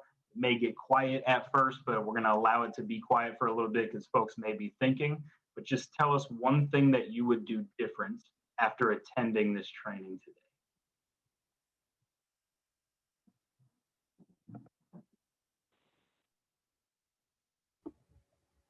Well, I can speak. I don't mind to go and say I am coming off of coaching college age for almost 7 or 8 years into youth soccer. So for me, I'm going to take away and be a lot more patient as far as like before I react to how a player is acting, I'm going to think what could be going through their world. Because in college, you know, I have a bit more control over what kind of environment they're in as far as the program goes. But with coaching youth, they show up after who knows what throughout the day to practice. And so I'm going to pause and kind of think, this has helped me think more youth, not that it doesn't apply to college as well, but what different home environments, all sorts. So I'm going to try to be a bit more patient with how I react to players' behaviors. I tend to be a bit more defensive, I think, at times, but I want to be more empathetic and compassionate with them when I'm interacting with them. Yeah, I love it. I think we can connect a lot with the younger kids, but even in college. So I played baseball in college, and our third baseman, who was this just incredible athlete and very skilled all the way around, had a hard time not cursing when he was in that amygdala response. And it was always the F word. And I literally sat there for 4 years because we were in the same year and watched this, our coach and this player who was 18 to 22 years old work on not cursing and eventually did, right? The whole, I think our whole junior year, the word was fudge. He worked the actual F word out all the way going down to fudge. And then by the end of our senior year, it was like, you saw him just in that moment, take a deep breath and then just walk away from the situation. So we can definitely make these connections and have that patience as well, Leah, with our college athletes. What else? What are some other things we're going to do differently?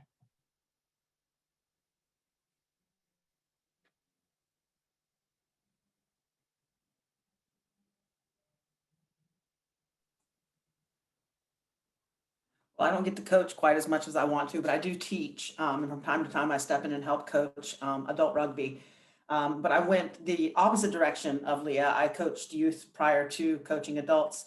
So I definitely feel what that transition is like. And one of the things that I'm just going to try to do better overall, whether it's in a coaching environment, a teaching environment, is to listen with intentionality, not just listening to hear, not just listening to understand, but being very intentional with my listening and finding points where I can probe and finding points where I can, potentially provide some support and resources. But, really making it a point to understand where folks are coming from, but to have the opportunity to develop a response that would provide some comfort in that time and then sustainable comfort along the way.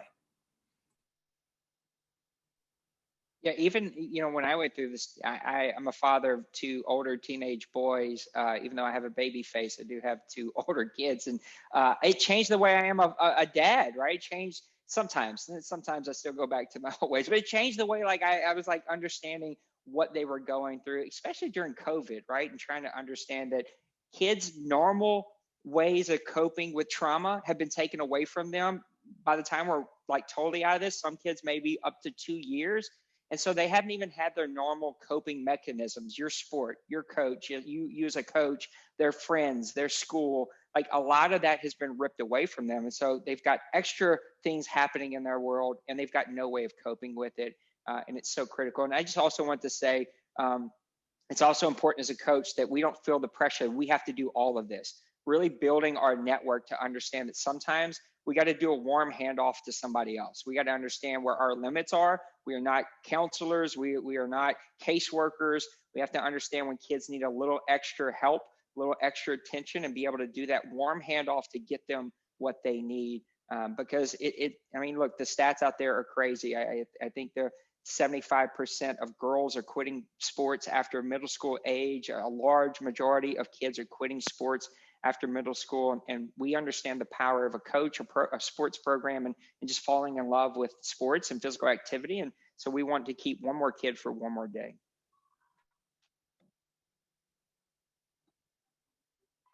Yeah, I think recently there's a lot of people on edge because of the, why not, the pandemic, but you could just tell and the kids are starting to be on edge as well. Even when people pay their fees to my business, I own a gym. So when they pay their fees, they're just aggravated. They just seem very aggravated and on edge. And because they don't know what is next, from, election, they're mad at whatever side they're on or what's going on with their kids' school systems but you can really tell now that it's getting ready to start to affect the kids, the youth, and then I think that's going to cause some fatigue in other people as well, just because when we do get back on our regular schedule, it takes a little bit. It takes all of us. It's going to take a lot out of all of us. So to be patient with the kids on the edge right now, and parents and adults are all on the edge. Coach, I don't know who you are because it's just a room far away, just voices talking out of a box. So whoever you are, snaps to you. You're 100% right. We say it all the time here, and I know we're over time, so we're going to teach you one last tradition and get us out of the way so we can move on to the next one. The first year or two when we're back in sports, honestly, for good coaches, won't even be about the sport. It's going to be about healing. We're all going to need a place to heal. I've been cooped in this living room for almost a year and a half now. I'm going to need a place to heal myself when we're back in person. And so the first year or two really is just going to be about healing. And I think we're going to have a lot of really well-meaning adults, either college students or people who are volunteering, who want to help and who are trying to do the right thing, but just don't have the tools necessary. And we're going to see all this trauma-based behavior coming out. And we could do more harm than good. I know that was said earlier today. It's so important that we do no more harm. And these types of trainings and understandings, and even our other trainings where we kind of get more with the nuts and bolts, real strategies and real techniques that you can use. That's not really what we were asked to do today, becomes so much more important. So I thank you guys all for being here, and our friend Jillian for allowing us to be here with you. And you guys are just doing some of the most amazing work. And we want to do one last tradition with you that Thomas is going to teach us because he's amazing at it. All right, so we got this tradition that we call a waboo, and it's to show some love, some support, and appreciation for everything that you've done today and that you'll continue to do well past today. So how this goes is I'll call out a waboo. So I'll say thank you all for joining us. Can we get a waboo? And then when I say waboo, we're going to clap 3 times. Boom, boom, boom. Pause, clap 3 more times. Boom, boom, boom. After all the clapping, we've built up that love, that support, that appreciation. You have to literally grab that energy from out in front of your face and send it to your camera so that it reaches everybody else with a nice Ric Flair. Woo! All right. And then you're sending the waboo, but you're also getting the waboo. So if you need to catch it and then sprinkle it or put it in your pocket, save it for later. When your sport team doesn't do very well or your mom calls you or something, you can do that. All right. So again, it's waboo, 3 claps, 3 more claps, throw it, woo, and then we'll see y'all later. All right. So thank you for everything from both Nate and myself for all the work that everybody here is doing. Can we get a waboo? Woo! There it is. Catch it. Everyone, thank you. We're going to put our contact information in the chat box, I think. Also, visit us at uptousports.org. You can see our Up to Us Sports at homepage, which is kind of our response to COVID and helping coaches. Up to Us Sports YouTube channel, and we have a training page on our Up to Us Sports page. So if you want to reach out to us about other trainings that we do and more techniques, this was like one small piece of a big thing that we do. So thank you everyone for being with us, and yeah, we're here if you need us.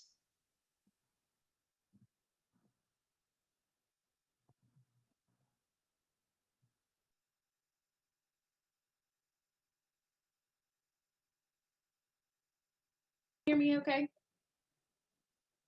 I don't. I'm just kidding. So you do now. All right. Can y'all hear me okay? Can't see anybody. Yes. Okay, awesome. So I'm going to turn it over to Steve McCauley. Steve has served as the FCA Area Director for Upper East Tennessee since 2004. He serves as a chaplain, pastor, coach, mentor, and encourager at every opportunity. He's been married to Wendy since 1987, has 3 kids, Andrew, Rachel, and Daniel, who is the current EHS football manager. He's here with us today, He's in too. person. Awesome. Steve grew up in the Tampa Bay area of Florida, where he worked in family furniture beginning at age 13. He loves sports, especially football, baseball, water skiing, and scuba diving. The McCauley family relocated to Elizabethton to work at Doe River Gorge in 2001 and was called to join the Fellowship of Christian Athletes staff in fall of 2004. He currently serves coaches and athletes through FCA on college, high school, middle school, and youth levels, and is the chaplain for the Johnson City Cardinals for the past 10 years. Thank you, Steve. Right. Now the Doughboys is what they're called. Oh, that's right. Pillsbury Doughboys. That's right. We've got a highlight Rainbow Middle School. Yes. You know Larry Bible, right? Yes, yeah, I do. Coach Bible. He works with me. So it's a good name, huh? Coach Bible. Well, I've got is my PowerPoint ready? I can't. Can't pull it up? I can't share it. Yeah. I want to tell you a story. I'm going to try and make my talk a little abbreviated. I might get an amen for that. But if you can pull the PowerPoint up, if not, follow along in your schedule there. I've got thank you, Jillian, put the slides in there. And I want to start off by, you'll notice Tony Dungy, the top picture on the top left. Coach Tony Dungy was one of my mentors growing up. And I mentioned that I grew up in Tampa Bay, and he was the Buccaneers head coach right for the last few years, a couple of years before I moved to East Tennessee in the late 90s, around 2000. And he got fired, right? But and then Coach Gruden took that team, and I think it was 2002 to the Super Bowl. But in my heart, it was Tony Dungy's team that Gruden took to the Super Bowl. Now, that's not taking anything away from Gruden, Chucky, right? But Coach Dungy went on to Indianapolis and built that program up and actually got his well-deserved, to me, second Super Bowl win, right, in my heart. And I just respect the man so much because you would see him in that top picture. He's just standing on the sidelines like this, right? He's not reacting out of his almond, right? He's reacting out of his watermelon. And as a Christian coach, I'm a Fellowship of Christian Athletes advocate, he's reacting out of the peace that passes understanding that the Bible talks about. And we get that from our Creator. Well, Tony Dungy, I got a chance to hear him speak. I had a chance to go and meet Tony Dungy in person at an FCA conference banquet in Chattanooga about probably a year or two after I started. So about 05, 06. And he was the keynote speaker. And I'll never forget, he got up, he talked a little bit about his playing days, but two things that stood out of what he talked about that day. One was he said when he played for Pittsburgh, he was an awesome player for Pittsburgh back in the day, right? Well, he played for Chuck Noll, Coach Chuck Noll, and Coach Noll used to tell the guys, just like I'm looking at you guys, football is not who you are. Baseball, whatever the sport is, it's not who you are, coach. It's what you do. Who you are is far more than the game, right? And that's what the last session was about. It was about these kids aren't identified by their problems, right? We're not identified by our problems or our successes, our failures or our successes. If we identify by our failures or our successes too much, we're not putting our worth in our true identity. So I wanted to share some of these pictures with you of, let's see, I think is that thing on? The advance? It's not. If you can advance the slides for me, that's fine. The next slide. How do you think this guy feels with a name like that, right? And then they show the miscues, the bad stats under him, right? Next slide. You can just rip through these. How about a name like that? Now, if these guys were identified by their name, right? Names tell us something, but they don't tell us about who that person is, right? Give us another one. How about this guy? He was destined to be a firefighter, right? Next one. Now, I hadn't followed him in a while, right? Since I was a kid, but apparently he's been up to no good lately. And then everybody likes this guy. He's everybody's friend. He's the life of the party, right? All right. And then this doctor, I don't know if he's an allergist or a urologist. I can't figure that out, but his name is Piachu. Okay, and then I did not know that Batman had been Superman, but apparently, and he's from Javanese, okay? And this guy was destined to get really bad marks there. He got a 5.3 and a 5.5. Look at his name. Next one.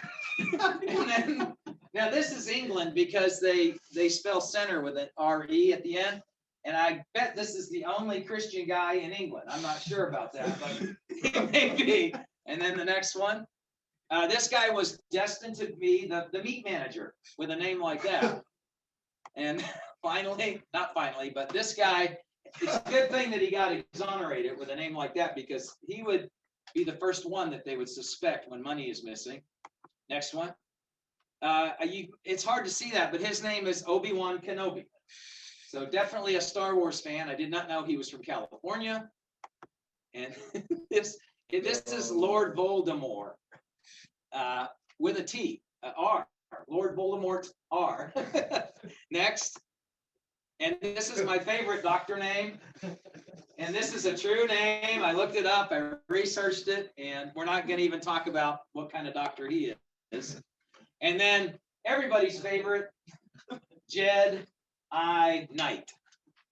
Well, you can see funny names are funny, but they don't tell you who you are. And Tony Dungy got up. You can go to the next slide. That night at that banquet. And he told, I thought he would tell about his glory days of playing, right? And he hadn't won a Super Bowl yet. Remember, he had already left Tampa Bay and he was at Indianapolis, but he was building that program. And he got up and I thought he was going to talk about how hard he was working and how it was his team that won the Super Bowl in Tampa. He didn't do any of that. He was so gracious. He got up and he told us the story. 2,500 people told us the story of the three little pigs. This great giant of a coach to me, one of my mentors. He tells the story of the three little pigs, and we all know the story, don't we, Coach? I mean, we may not have heard it in a long time, but all of us have heard that nursery rhyme or whatever you call it, that nursery story, that kid's story. And the first pig he went over the whole thing. He said the first pig built his house out of what? Straw, right? Straw or hay. And he even made the point, do you know how hard it is to build a house out of straw? You got to work really hard at that, right? And he was building a point that I'd never thought of. The way he was expressing it, I had never thought of it before. And he said the next one was sticks, right? He built his house out of sticks. And the big bad wolf came along and he said, I'll huff and I'll puff and I'll blow your house down. And he did. And those houses didn't stand. And he said they finally went to the brick house, the pig that built his house out of bricks. And they all got safely in there. And the big bad wolf said, I'll huff and I'll puff and I'll blow your house down. And he puffed and puffed and blew, and the house didn't fall down, right? And then Tony Dungy stepped back and he said, we often criticize those first two pigs for being stupid, lazy, not as smart as the third one. He said they all worked just as hard. He said you could argue they worked harder. The first ones worked harder because it's a lot harder to build something out of straw and sticks than it is bricks. Bricks, you just stack them up with mortar, right? He said they worked just as hard, but they just used the wrong building materials. That was it. They all build houses, right? And he equated it to building your life. He said, your kids, your players, all of us are building our lives with some material. And he said, what material are you using? We just heard a great session about these kids that are coming from traumatized backgrounds. What are they building their life with? Some of them are doing the best they can with straw. They don't know what else to do. They're just putting their, with straw. And he said, we need to give bricks. It was the best. It was a fundraising banquet, the best one they ever had. He said, we need to give these kids bricks. And FCA is the organization that God has aligned me with. That's what Tony Dungy said. He's a Christian coach. He said, and he quoted Billy Graham, said the greatest thing about coaches, and I want to encourage you coaches with that and those online. He said, a coach will influence more people in 1 year than the rest of us will in a lifetime. The average person out there, even teachers, right? Coaches, there's something about Coach said.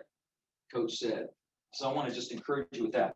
And then the next slide is a picture of a perfect song lyric that's based on a story that Jesus told a couple of times. And we've probably heard the song, the wise man builds his house upon the rock, right? That little Sunday school song. And the foolish man builds his house upon the sand, right? There's two extremes that are presented there. Well, what are you going to build your life on? If you've grown up with sand, you got to find a rock. Well, we point at FCA, we point them to Christ. Christ is the rock. That's our worldview. We believe that's the foundation, but you got to have a good foundation. So the next slide shows you what your life looks like. Your life is like this high-story building. Now, the most important aspect of this building is the foundation, right? It's not the top floor. I'm living in, and if you think of it as your life, of each floor as a year of your life, I'm living in a 56-story building, about to be a 57-story building, right? I don't know if it's going to go up to 65 or 75 or 90 or 100. I don't know how many stories I'm going to have. But you know what? If I don't have a good foundation, how hard is it going to be to build the next floor? And if you're on sand, you get to a 15, 16, 18, 20 story building and you start, right? Because you're looking at things other than the solid rock to build on. And I want to tell you about a 19, 20-year-old in the Bible. Next slide. His name was Solomon. And God came to him in a dream. He was going to be the next king of Israel. This is 3,000 years ago. And he said, I'll give you whatever you want. This is like the genie. Everybody dreams of that, the genie giving you find the bottle and you rub it and you get 3 wishes. Well, this was 1 wish from God. He's better than a genie. He said, you name it and I'll give it to you. And Solomon said, I want wisdom. And God said, good answer. God said, because you answered wisdom, I'm going to give you fame and fortune to go along with it. So Solomon was the wisest, richest man who ever lived. I've heard it said that if you compared his riches to like Jeff Bezos or Bill Gates or any of those guys, it would be 10 times what the richest man in the world today has. Because the Bible talks about how many talents a goal he got every year and all this kind of stuff. But the riches didn't matter. He had the wisdom, right? You can have all the money in the world and have no wisdom and be a fool and go to a lost eternity. But if you have wisdom, the rest will come. A great verse to build your life on is this one here. If any of you lacks wisdom, I'll be the first one to raise my hand. This is a promise in God's word. If any of you lacks wisdom, it says, ask God and he'll freely give it to you. He's the God of all wisdom and he will give it to you, James 1. And then the next slide is one that I heard growing up from my grandfather when I was just a little kid. My grandfather would often tell me this verse: train up a child in the way he should go, and when you're old, you won't depart from it. And oftentimes with wayward children, they will go wayward, but if they've got that foundation, that solid foundation, they'll come back to that. And that's what many parents that have wayward children, and you're going to have wayward children in your program that are looking, they're floundering like those rats in the water. They're floundering for the ramp. You got to point them to the ramp, the way they should go. Next one. And the Bible says, this is one of the best highlights in the Bible right there. Trust in the Lord with all your heart. Don't lean on your own understanding, because a lot of times that'll go into the almond, right? Even if you lean on the watermelon, if it's not tied to the creator, the one who created it. And again, this is a Christian worldview. Not going to force it on anybody, but it's there. If anybody wants more information, my contact info is there.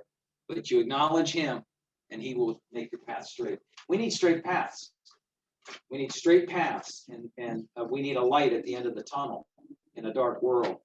And then I want to finish by telling you a story about Gary Quazzo.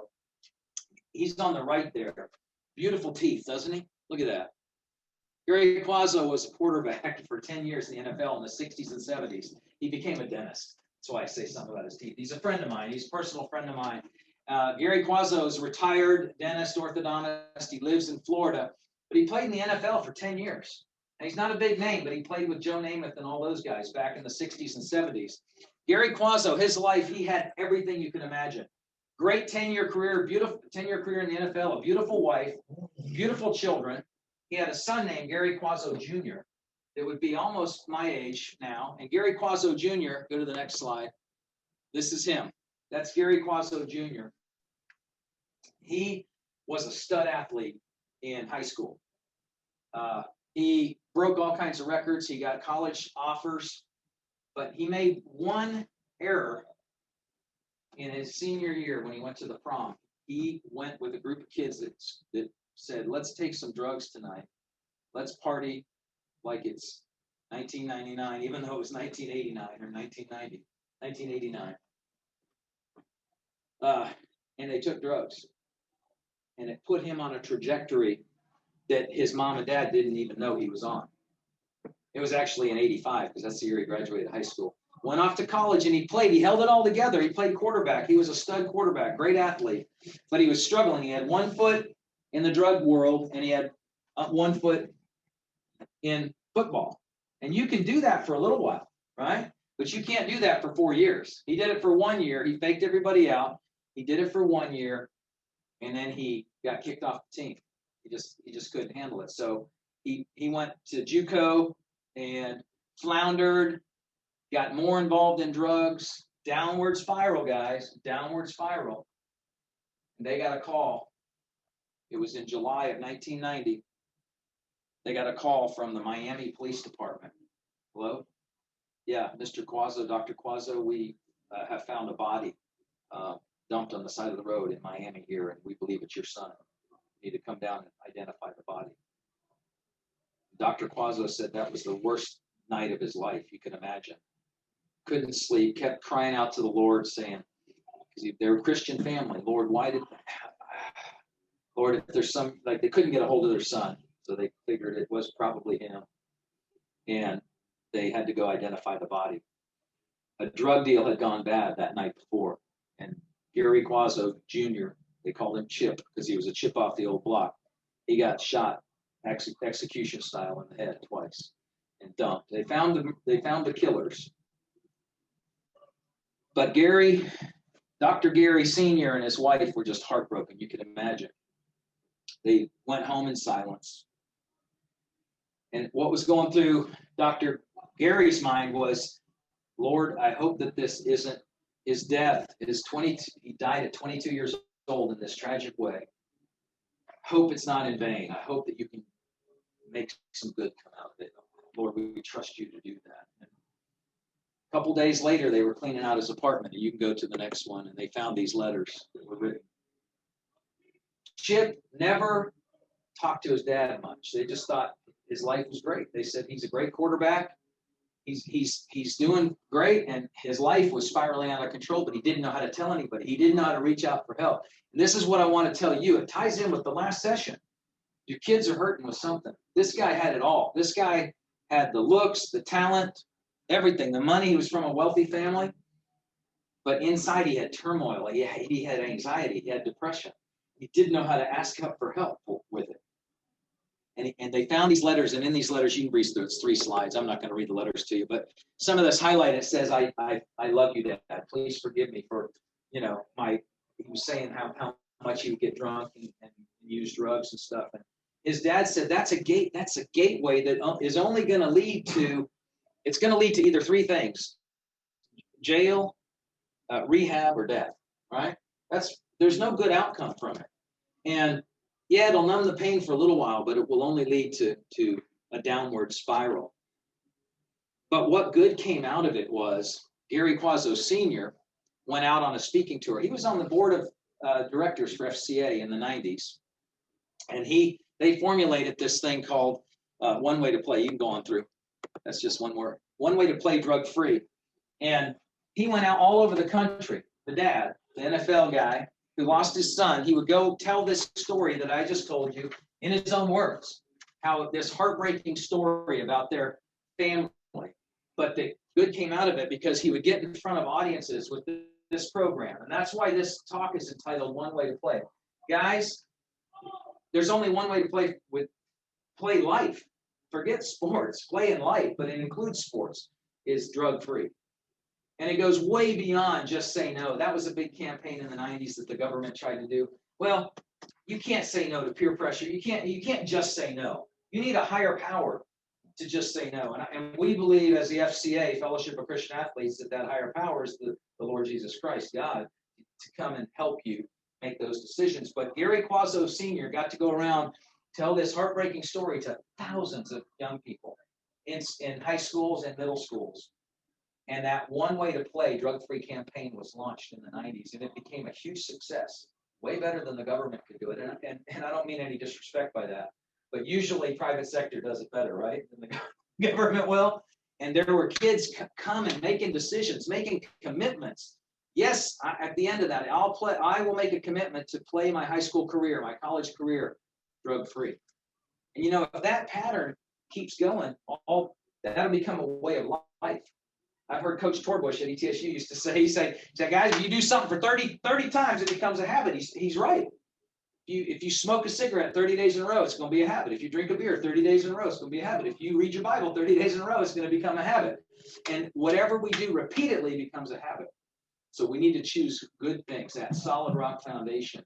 But some good came out of it so that we can stand up here today at conferences like these and tell you the pain of someone's story is paying it forward to help someone else in life. If this helps one kid not take drugs at a prom, and Gary Quazzo Sr. heard so many kids would come up, like you told me where you went to high school and what year you graduated. In their mind, they'd already talked to their friends. It'd be 2 weeks from prom. Man, we're gonna party, man. I know what we're gonna get. And those kids would come up to him with tears saying, we planned on doing that, but I'm not going to do it now. I'm going to make this commitment that you're talking about, Mr. Quazzo, because it's more important. It's setting a goal, a trajectory of my life that's not going to take me on a downward spiral, but an upward spiral toward good things and good outcomes. So thank you, guys. That's my program, One Way to Play drug-free. It is the way to go. It's the only way to go. One way. God bless you guys.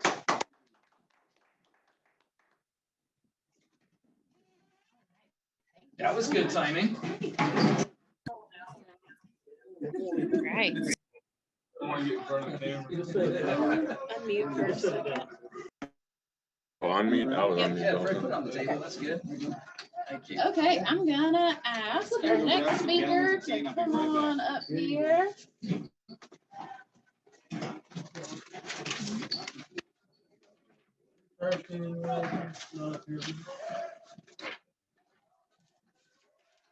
I'll just grab this one. Thank you. I also am gonna put the link to our just a little survey about today in the chat box for you all who are on Zoom. If you will please fill that out and let us know what we can do better next time or anything you learned or particularly enjoyed. All right, and you ready? Yes, ma'am. Okay.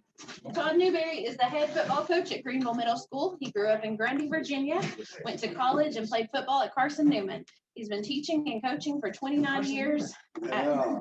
He coached football at Council High School in Virginia, Greenville High School, and Greenville Middle School. Newberry is a respected coach, mentor, and leader in his community. Well, that is so kind, so kind. Who wrote that? Thank you.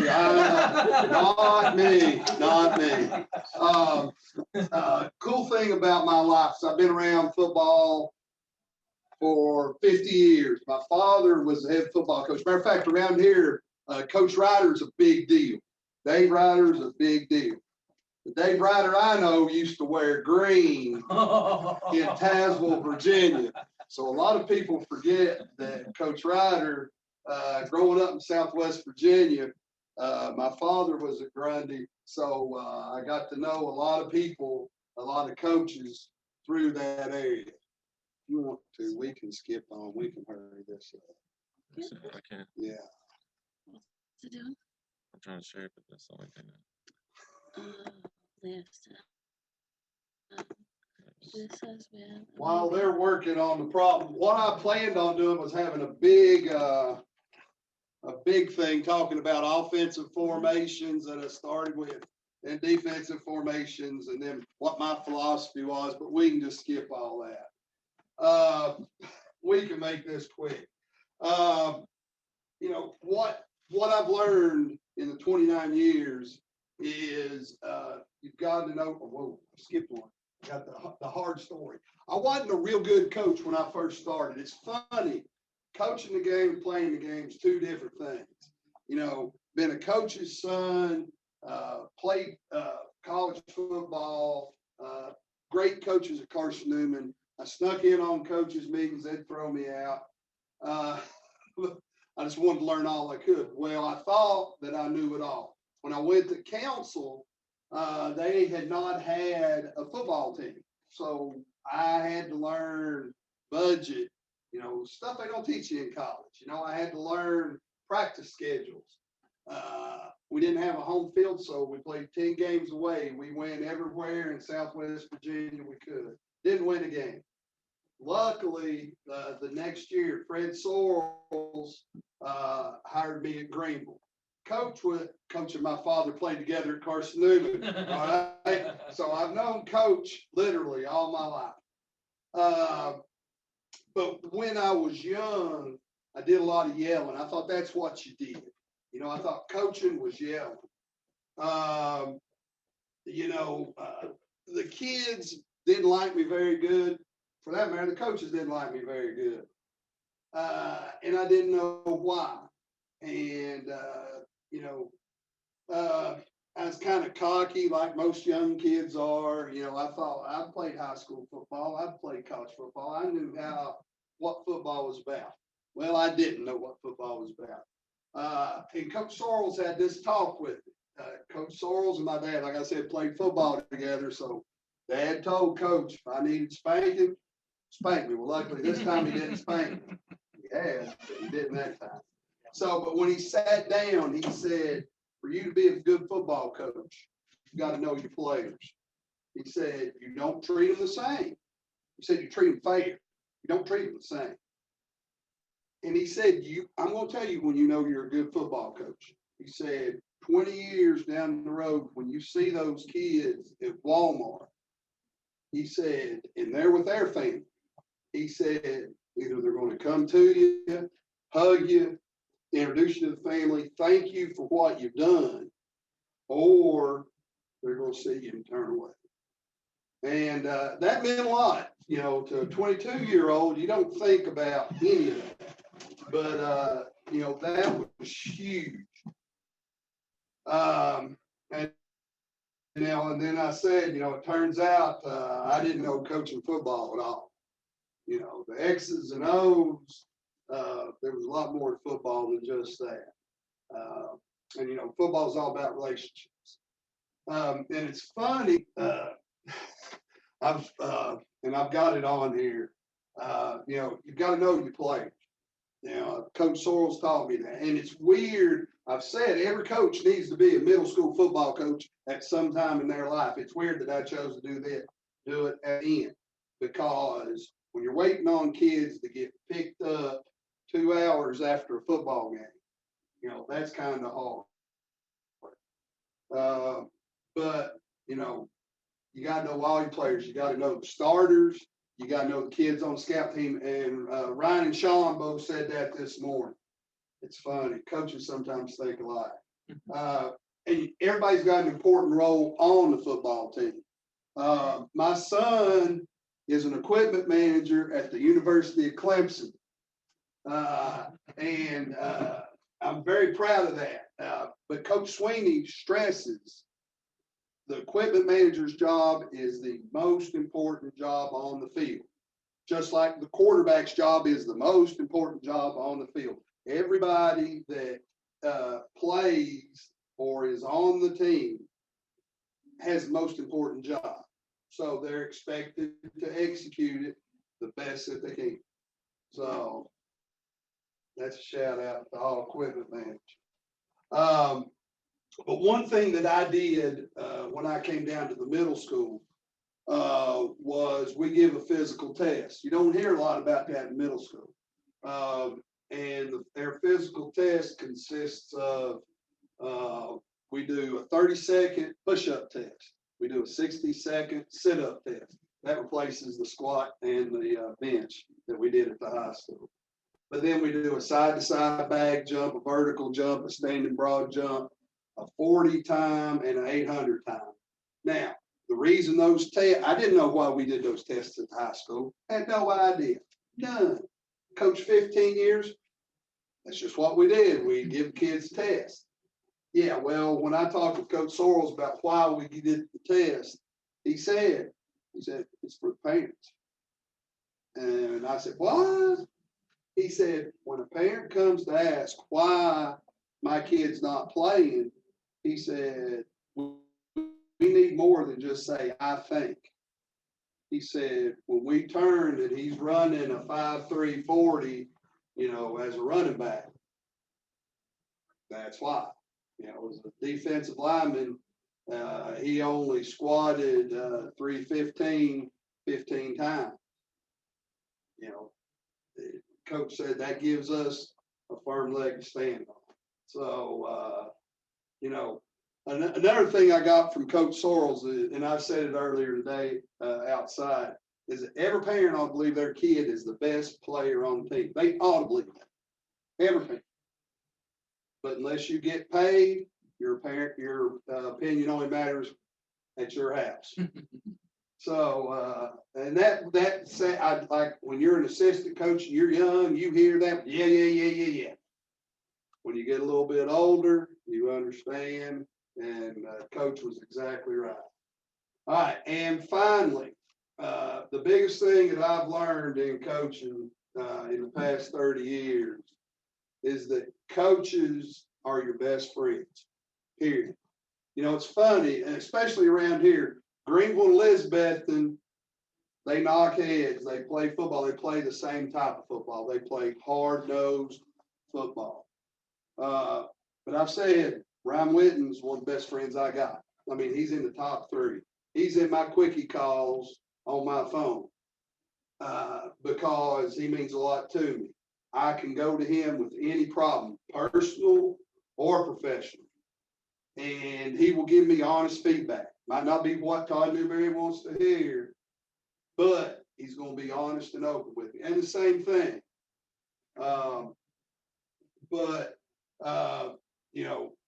We're all going to have enemies. Coaches are going to have enemies. There's going to be some coach that you're going to hang 50 points on that's going to hate you.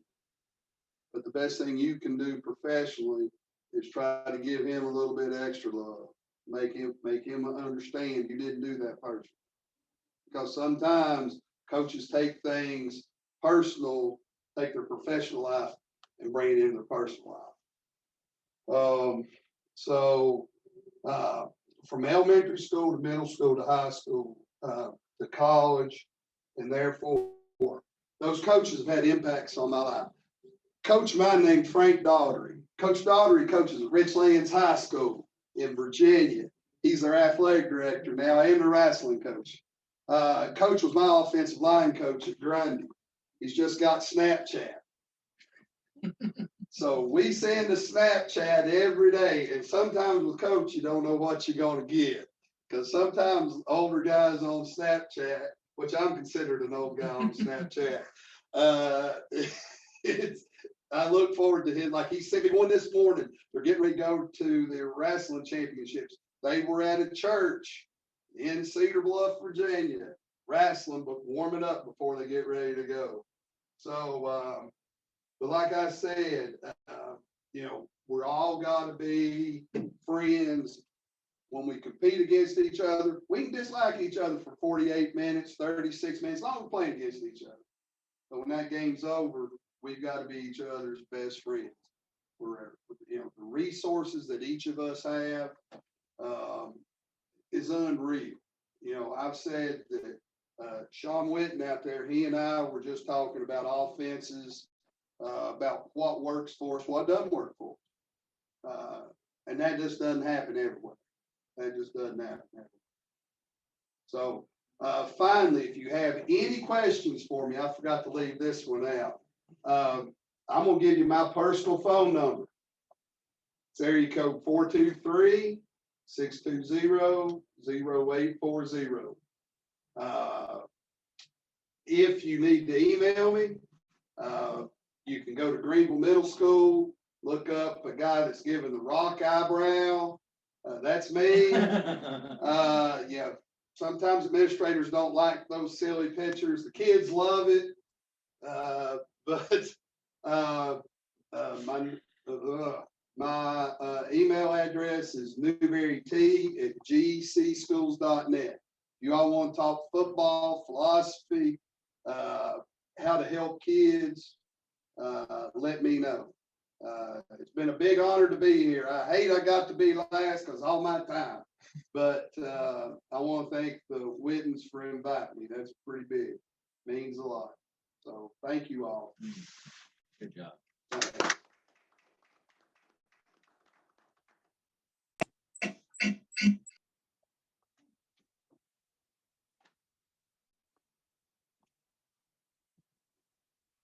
Thank you to everybody for being here today. Please remember to take the survey that's in the chat box, or if y'all are here with us, the last page of your packet, you'll fill that out for us. I will be emailing all of these slides and presentations to you all within the next week or so. And we're just super grateful that you're here with us today, and hope you have a great rest of your Saturday. Thank you.